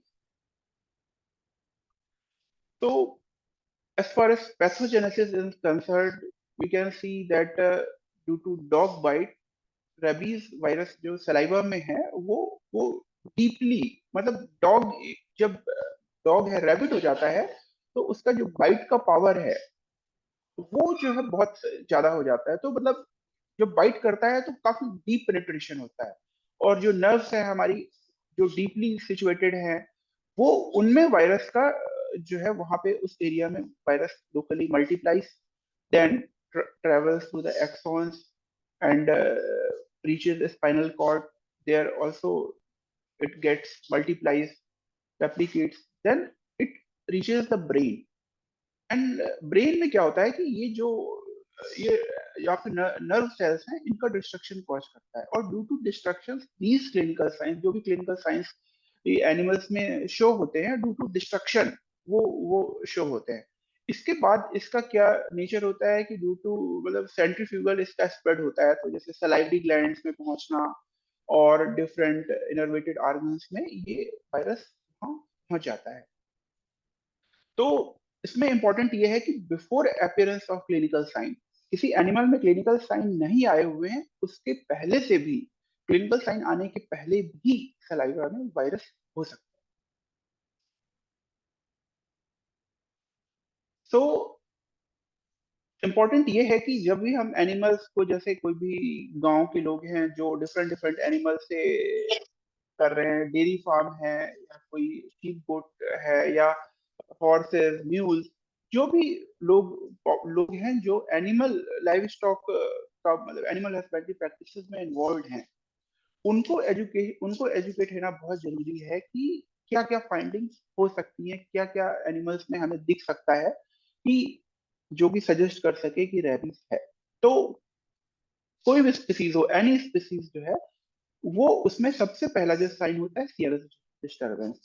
तो अगर हम क्लिनिकल साइंस की बात करें तो पहला जो चेंज आएंगे वो आएंगे उसमें एक्यूट बिहेवियरल चेंज। तो वो क्या हो सकते हैं, जैसे sudden anorexia, nervousness, irritability, hyper excitability, ये साइंस हो सकते हैं, इनका मिक्सचर हो सकता है। या जो है इसका नेक्स्ट स्टेप, या अगर एक्साइटेटरी फेज एब्सेंट है तो क्या होगा, अनएक्सप्लेन प्रोग्रेसिव पैरालिसिस, जैसे कि ataxia, altered positions, muscular incoordination, seizures. तो अगर हम क्लिनिकल कोर्स की बात करते हैं तो इसको हम 3 फेजेस में बांट सकते हैं। First is prodromal phase, second is acute excitative phase, and third is paralytic or end stage. This is not in the sequence. Sometimes जो stages हैं इनकी ड्यूरेशन, इनकी जो लेंथ है वो वेरी करती है, और some animals die, मतलब वो उनकी सडन डेथ होती है within 1 or 2 days without these marked clinical signs. तो हिस्ट्री भी बहुत इंपॉर्टेंट है कि अगर कोई पहले कोई डॉग की हिस्ट्री मतलब ऐसा हुआ है कि डॉग बाइट हुआ है, जो कि ऑफन अक्सर इग्नोर्ड रहता है। इफ अगर हम सबसे इंपॉर्टेंट जो हमारा रिजर्वायर है डॉग की बात करें, तो डॉग का में जो रेबीज का इंक्यूबेशन पीरियड है, it varies from 10 days to 6 months। Average की अगर हम लेते हैं तो 3 weeks to 8 weeks रहता है, and in very rare it is more than 4 months। और डॉग में जो है 2 स्टेज मिलती है, मतलब 2 फॉर्म्स। पहला तो सबको पता है कि प्यूरेस्ट फॉर्म जो है, सबको पता है कि डॉग पागल हो जाता है, इसे मैड डॉग सिंड्रोम भी कहते हैं ये, और अदर स्पीसीज में भी ये सिंड्रोम मिलता है।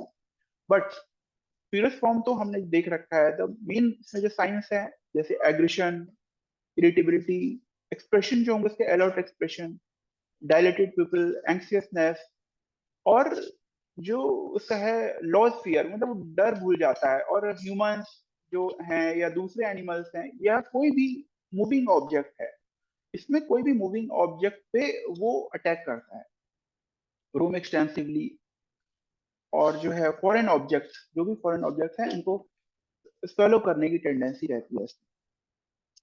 जैसे कि अब इसमें अगर किसी केज में अगर हमने उसको बंद कर दिया या वहां पे वायर्स वगैरह हैं, तो उसको बाइटिंग, जो उसकी बाइटिंग टेंडेंसी वो बढ़ जाती है, उनके टीथ ब्रेक हो जाते हैं। और अगर हम यंग पप्स की बात करते हैं, तो यंग पप्स को हम देखेंगे कि इनिशियल फेज में वो क्या होता है कि बहुत ज्यादा प्लेफुल हो जाएंगे, वो ह्यूमन फ्रेंडली हो जाएंगे, but with in a few hours they turn vicious, and मतलब वो बिना किसी उसके भी जो है आप बाइट कर सकते हैं। तो both things are we have to take care. जैसे डिजीज नेक्स्ट स्टेप प्रोग्रेस करेगी, there is muscular incoordination, seizures मिलेंगे, एंड तो डेथ होती है प्रोग्रेसिव पैरालिसिस। इफ अगर हम बात करते हैं जो नेक्स्ट इसका फॉर्म है, इसको हम डम फॉर्म भी कहते हैं या पैरेटिव फॉर्म कहते हैं। इसमें क्या है कि जो इसका कोऑर्डिनेशन जो है उसमें बैलेंस लॉस करेगा एनिमल, इनकोऑर्डिनेशन रहेगा, और जो इसकी थ्रोट है और जॉ जॉ मसल्स हैं वो उनका पैरालिसिस हो जाएगा और प्रोफ्यूज सलाइवेशन होगा। तो ये जो डॉग्स होते हैं, ये डॉग कभी भी मतलब विशियस नहीं होंगे, अटैक नहीं करेंगे, बट इनका जो जैसे लोअर जॉ है वो नीचे लटक जाएगा, ड्रॉप हो जाएगा और कोई भी चीजें फॉलो नहीं कर पाएंगे। बट अगर हम इस गलती से हमने, ये हमारे दिमाग में नहीं है कि इसको रेबीज हो सकता है, तो डेफिनेटली देयर इज चांस। तो अल्टीमेटली पैरालिसिस होती है all parts of the body और एनिमल की डेथ हो जाती है। एक कैट्स की अगर हम बात करते हैं, तो कैट्स में जो साइंस आते हैं वो जो डॉग का फीरस फॉर्म है उसके जैसे ही साइंस आते हैं।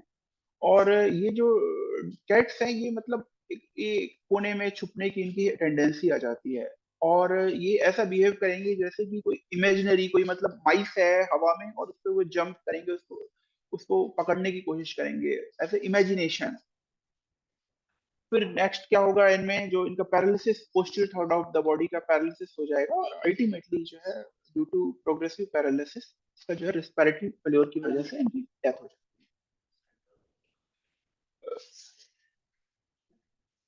कैटल जो कि हम देख रहे हैं कि these are second most affected animals after dogs। The इसमें साइंस क्या मिलेंगे, hyper excitability, drooling of saliva. Drooling of saliva जैसे एक और डिजीज होती है एनिमल्स में, एफएमडी, एफएमडी में भी ड्रूलिंग ऑफ सलाइवा है। बट जो नर्वस साइंस आ रहे हैं वो स्पेसिफिक होते हैं कि रेबीज में आ रहे हैं। ऑल्सो कुछ अलग डिजीजेज हैं जिनमें भी नर्वस साइंस आते हैं, तो थोड़ा सा डिफरेंशिएशन की जरूरत है। इनका साउंड चेंज हो जाएगा, एग्रेशन होगा, या इसके दो फॉर्म जैसे इसमें आप फोटोग्राफ्स में देख पा रहे हैं, इसमें एनिमल हाइपर एक्साइटेबल है, बिलोइंग है, सलाइवेशन है। अनदर जो फॉर्म है पैरेटिक फॉर्म। तो एनिमल्स जो है इसमें फर्स्ट साइन आने की लगभग 24 घंटे से 48 घंटे में ये जो है डेथ हो जाती है। और डॉग बाइट के जो है 3 वीक से लेके 5 to 6 मंथ इसमें के बाद इसमें साइंस आ सकते हैं। तो इसलिए हिस्ट्री बहुत इंपॉर्टेंट है। मैंने खुद ऐसे कई केसेस अटेंड किए हैं जिसमें कि ये साइंस हमें हमें हिस्ट्री नहीं मिल पाती उनर से, हमें मतलब वो उसको उसके भी दिमाग में नहीं रहता कि इसको कभी डॉग बाइट हुआ है कि नहीं हुआ है, या वो चीज नोटिस ही नहीं हुई है उसको। तो जैसे मैंने कुछ केसेस अटेंड किए, बाद में जब बहुत अच्छे से डिटेल हिस्ट्री ली तो पता चला कि हाँ इसको डॉग बाइट तो हुआ था, बट क्योंकि टाइम हो गया तो उन्होंने, उनका कंसर्न नहीं था कि रेबीज भी हो सकता है।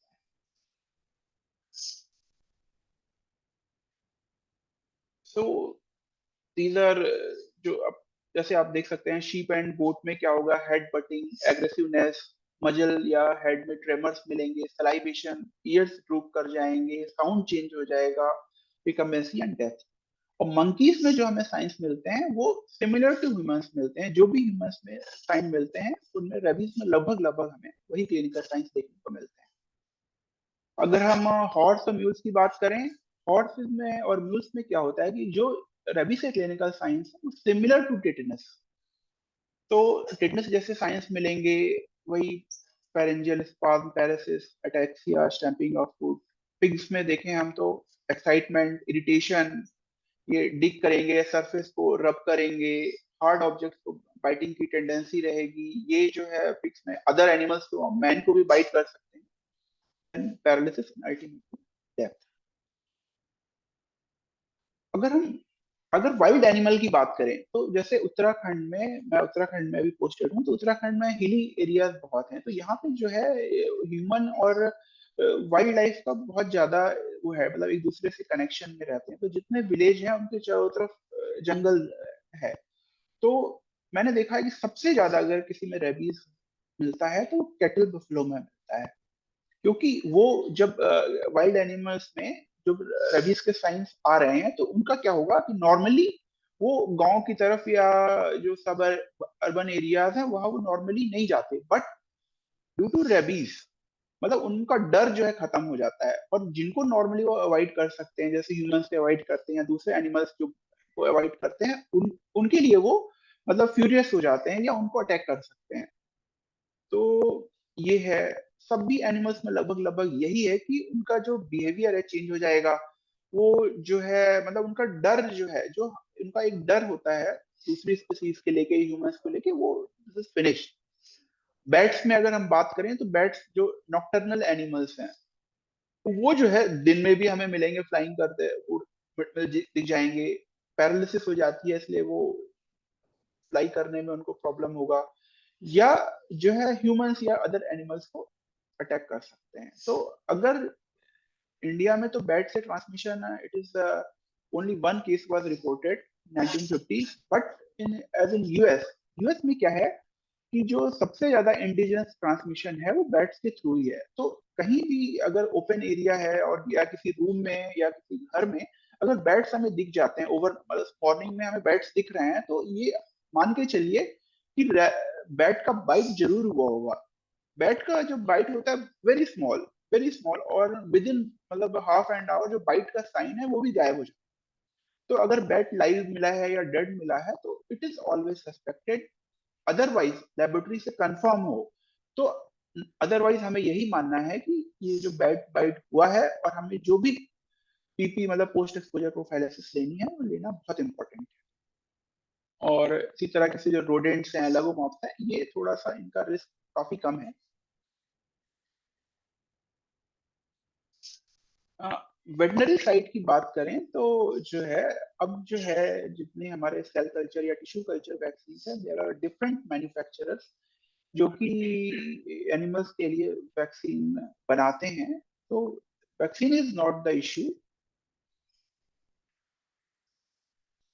अब डिफरेंस क्या है, अगर हम लोग बात करें पोस्ट एक्सपोजर प्रोफाइलिसिस की बात करें, ह्यूमंस की बात करें या एनिमल्स की बात करें, तो there is very much difference. Difference ये है कि जैसे कि उसमें WHO ने गाइडलाइंस इशू कर रखी हैं in case of animal health. WOH जो हमारा world organisation of animal health है, अभी तक कोई ऐसी स्पेसिफिक गाइडलाइंस नहीं आई हैं कि एनिमल बाइट के बाद, रैबिड एनिमल की बाइट के बाद क्या हमें प्रोफाइलैक्सिस फॉलो करना है। तो एज अकॉर्डिंग टू अंडरस्टैंडिंग, मतलब जो लोग जो प्रैक्टिस करते हैं वो डिफरेंट डिफरेंट प्रैक्टिसेस उनकी है। तो बट जो सजेशंस आते हैं, अगर कोई भी अनवैक्सीनेटेड डोमेस्टिक एनिमल है तो उसका इमीडिएट वैक्सीनेशन होना है, और उस एनिमल को हमें आइसोलेट करना है फॉर 90 डेज। 90 डेज उस एनिमल को हमें आइसोलेशन में रखना है। अगर यही हम पेट्स की बात करते हैं, पेट्स की अगर अनवैक्सीनेटेड पेट है, अनवैक्सीनेटेड पेट में सजेशन ये है कि उस एनिमल का या तो यूथनेशिया हो, या अगर ओनर विलिंग नहीं है, डेफिनेटली ओनर विलिंग नहीं होगा, तो हमें जो है उसको मतलब स्ट्रिक्टली जो है उसका 6 मंथ क्वारंटाइन होना चाहिए। बट मतलब हम एज ए वेटनरियन मैं कह सकता हूँ कि मतलब in India it is not being followed और इट इज नॉट पॉसिबल। तो अ- हाँ, अगर एनिमल वैक्सीनेटेड है तब हम उसको बूस्टर डोज दे सकते हैं, उसका एनिमल का ऑब्जर्वेशन हमें करना है। अगर ऐसे ही जब किसी एनिमल ने, सस्पेक्टेड डॉग ने बाइट किया, तो भी हम सजेस्ट ये करते हैं कि डॉग का ऑब्जर्वेशन करना है हमें, मतलब 10 डेज के लिए बोलते हैं, क्योंकि अगर डॉग के सलाइवा में ट्रांसमिशन हो रहा है तो it is very much chance that animal will die within a few days. तो जैसे कि ह्यूमंस में अगर हमने प्रॉपर वो किया है, मतलब पोस्ट प्रोफाइलिसिस फॉलो की गई है, तो मतलब extreme it is rare chance की मतलब उसको पेशेंट की डेथ हो, अगर प्रॉपर प्रोटोकॉल फॉलो हुआ है तो। बट इन एनिमल्स जो भी सजेस्टेड प्रोफाइलिसिस है उसमें अगर हम करते हैं तो तब भी बहुत सारा जो है एनिमल में मतलब डेथ होती ही होती है। जैसे कि मैंने जो कुछ कारण बताए कि जितना मैंने खुद देखा है कि जो एनिमल्स में जो केस होते हैं वो हेड या उसके जो मजल है मुंह के पास में होते हैं, क्योंकि वो सबसे आगे डिफेंस में वही अपना आगे करते हैं।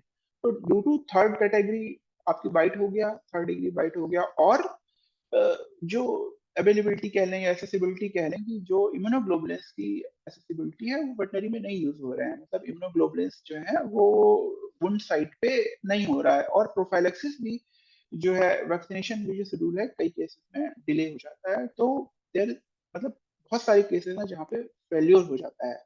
एनिमल को अल्टीमेटली, खासकर जो डोमेस्टिकेटेड एनिमल्स हैं, लाइव स्टॉक एनिमल्स हैं, उनमें मतलब इन मतलब वैक्सीनेशन करने के बाद भी वो उनमें क्लिनिकल साइंस आ जाते हैं, और ड्यूरिंग दैट टाइम उस समय एक ऐसे चांस होता है कि वो जो उसका ट्रांसमिशन के चांस बहुत बढ़ जाते हैं। क्योंकि यूथेनेशिया होना चाहिए, बट यूथेनेशिया लोगों को इतनी अवेयरनेस नहीं है। वो एनिमल जो है घर में ही रहता है, वो एनिमल घर में ही रहता है, तो चांस रहते हैं कि वैक्सीन हो सके। और इन द लास्ट में मैं यही कहूंगा कि जैसे अभी लास्ट लेक्चर में बताया गया कि जो अभी जो हमारा गवर्नमेंट ने जो है including 2 departments, ministry of health और जो एनिमल हस्बेंड्री डिपार्टमेंट है, उनका एक ज्वाइंट प्रोजेक्ट लॉन्च हुआ है जिसमें कि डॉग मीडिएटेड रेबीज का एलिमिनेशन होना है, और इसका जो टारगेट रखा गया है 2030 रखा। तो इंडिया में क्या है कि जो स्ट्रे डॉग्स की पॉपुलेशन है, बहुत सारी कैटेगरीज आती हैं, जैसे कम्युनिटी डॉग्स हैं, आपके फेरल डॉग्स हैं। इन डॉग्स की जो पॉपुलेशन है वो लगभग जो है 65 मिलियन। तो और इन डॉग्स का क्या है कि कोई रूटीन वैक्सीनेशन नहीं होता है। अब तो धीरे धीरे जो है, जैसे आपके एनजीओ सारे उसमें इन्वॉल्व हो रहे हैं, गवर्नमेंट का बहुत ज्यादा जो डिपार्टमेंट्स है, जैसे म्यूनिसिपैलिटी डिपार्टमेंट है, एनिमल डिपार्टमेंट है, मतलब इनका अब एक हो गया है कि कैसे इनका मास वैक्सीनेशन किया जाए, और साथ में जो है इनका बर्थ कंट्रोल, इनका जो मेट्रो सिटीज हैं या जो बड़े सिटीज हैं उनमें इनका एनिमल बर्थ प्रोग्राम भी चलाए जा रहे हैं। बट जैसा कि हम लोगों ने बोला समझा कि जो रेबीज है, ये जो आपका रूरल एरियाज हैं या जो सब अर्बन एरियाज हैं, वहां पे उसके केसेस ज्यादा हमें मिलते हैं। तो ये जो प्रोग्राम है हमारा, ये प्रोग्राम जो हमारा बड़े शहरों से और छोटी छोटी जगहों पे भी जाना जरूरी। तो जो हमारा टारगेट रखा गया है एनिमल हेल्थ कंपोनेंट की, अगर हम बात करते हैं तो इसमें यह है कि 70% जो डॉग पॉपुलेशन है उसका एटलीस्ट 20% डॉग पॉपुलेशन का वैक्सीनेशन होना चाहिए। और आफ्टर वैक्सीनेशन इनका जो है मतलब इनके सीरो मॉनिटरिंग भी होनी जरूरी है कि जो वैक्सीनेशन के बाद इनमें क्या प्रोटेक्टिव एंटीबॉडी टाइटर आया है कि नहीं आया है। तो अगर इट इज सफिशिएंट देन ठीक है, बट अगर लेस कवरेज हुआ है, लेस सीरो कन्वर्सन हुआ है, तो रीवैक्सीनेशन भी सजेस्टेड है। तो अल्टीमेटली ये है कि जब हम लोग अगर वन हेल्थ की बात करते हैं, हम लोग एक दूसरे से जुड़ते हैं, बात करते हैं, अपने आइडियाज शेयर करते हैं, तो डेफिनेटली जो है कम से कम जो है डॉग मीडिएटेड रेबीज को जो है हम अल्टीमेटली कंट्रोल कर सकते हैं। Thank you.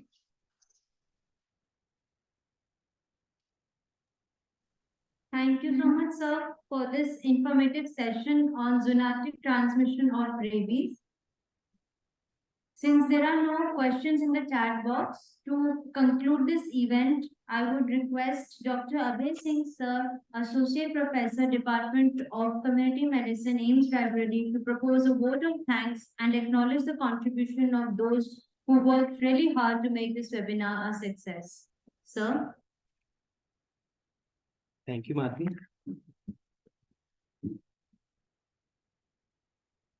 Good evening, one and all.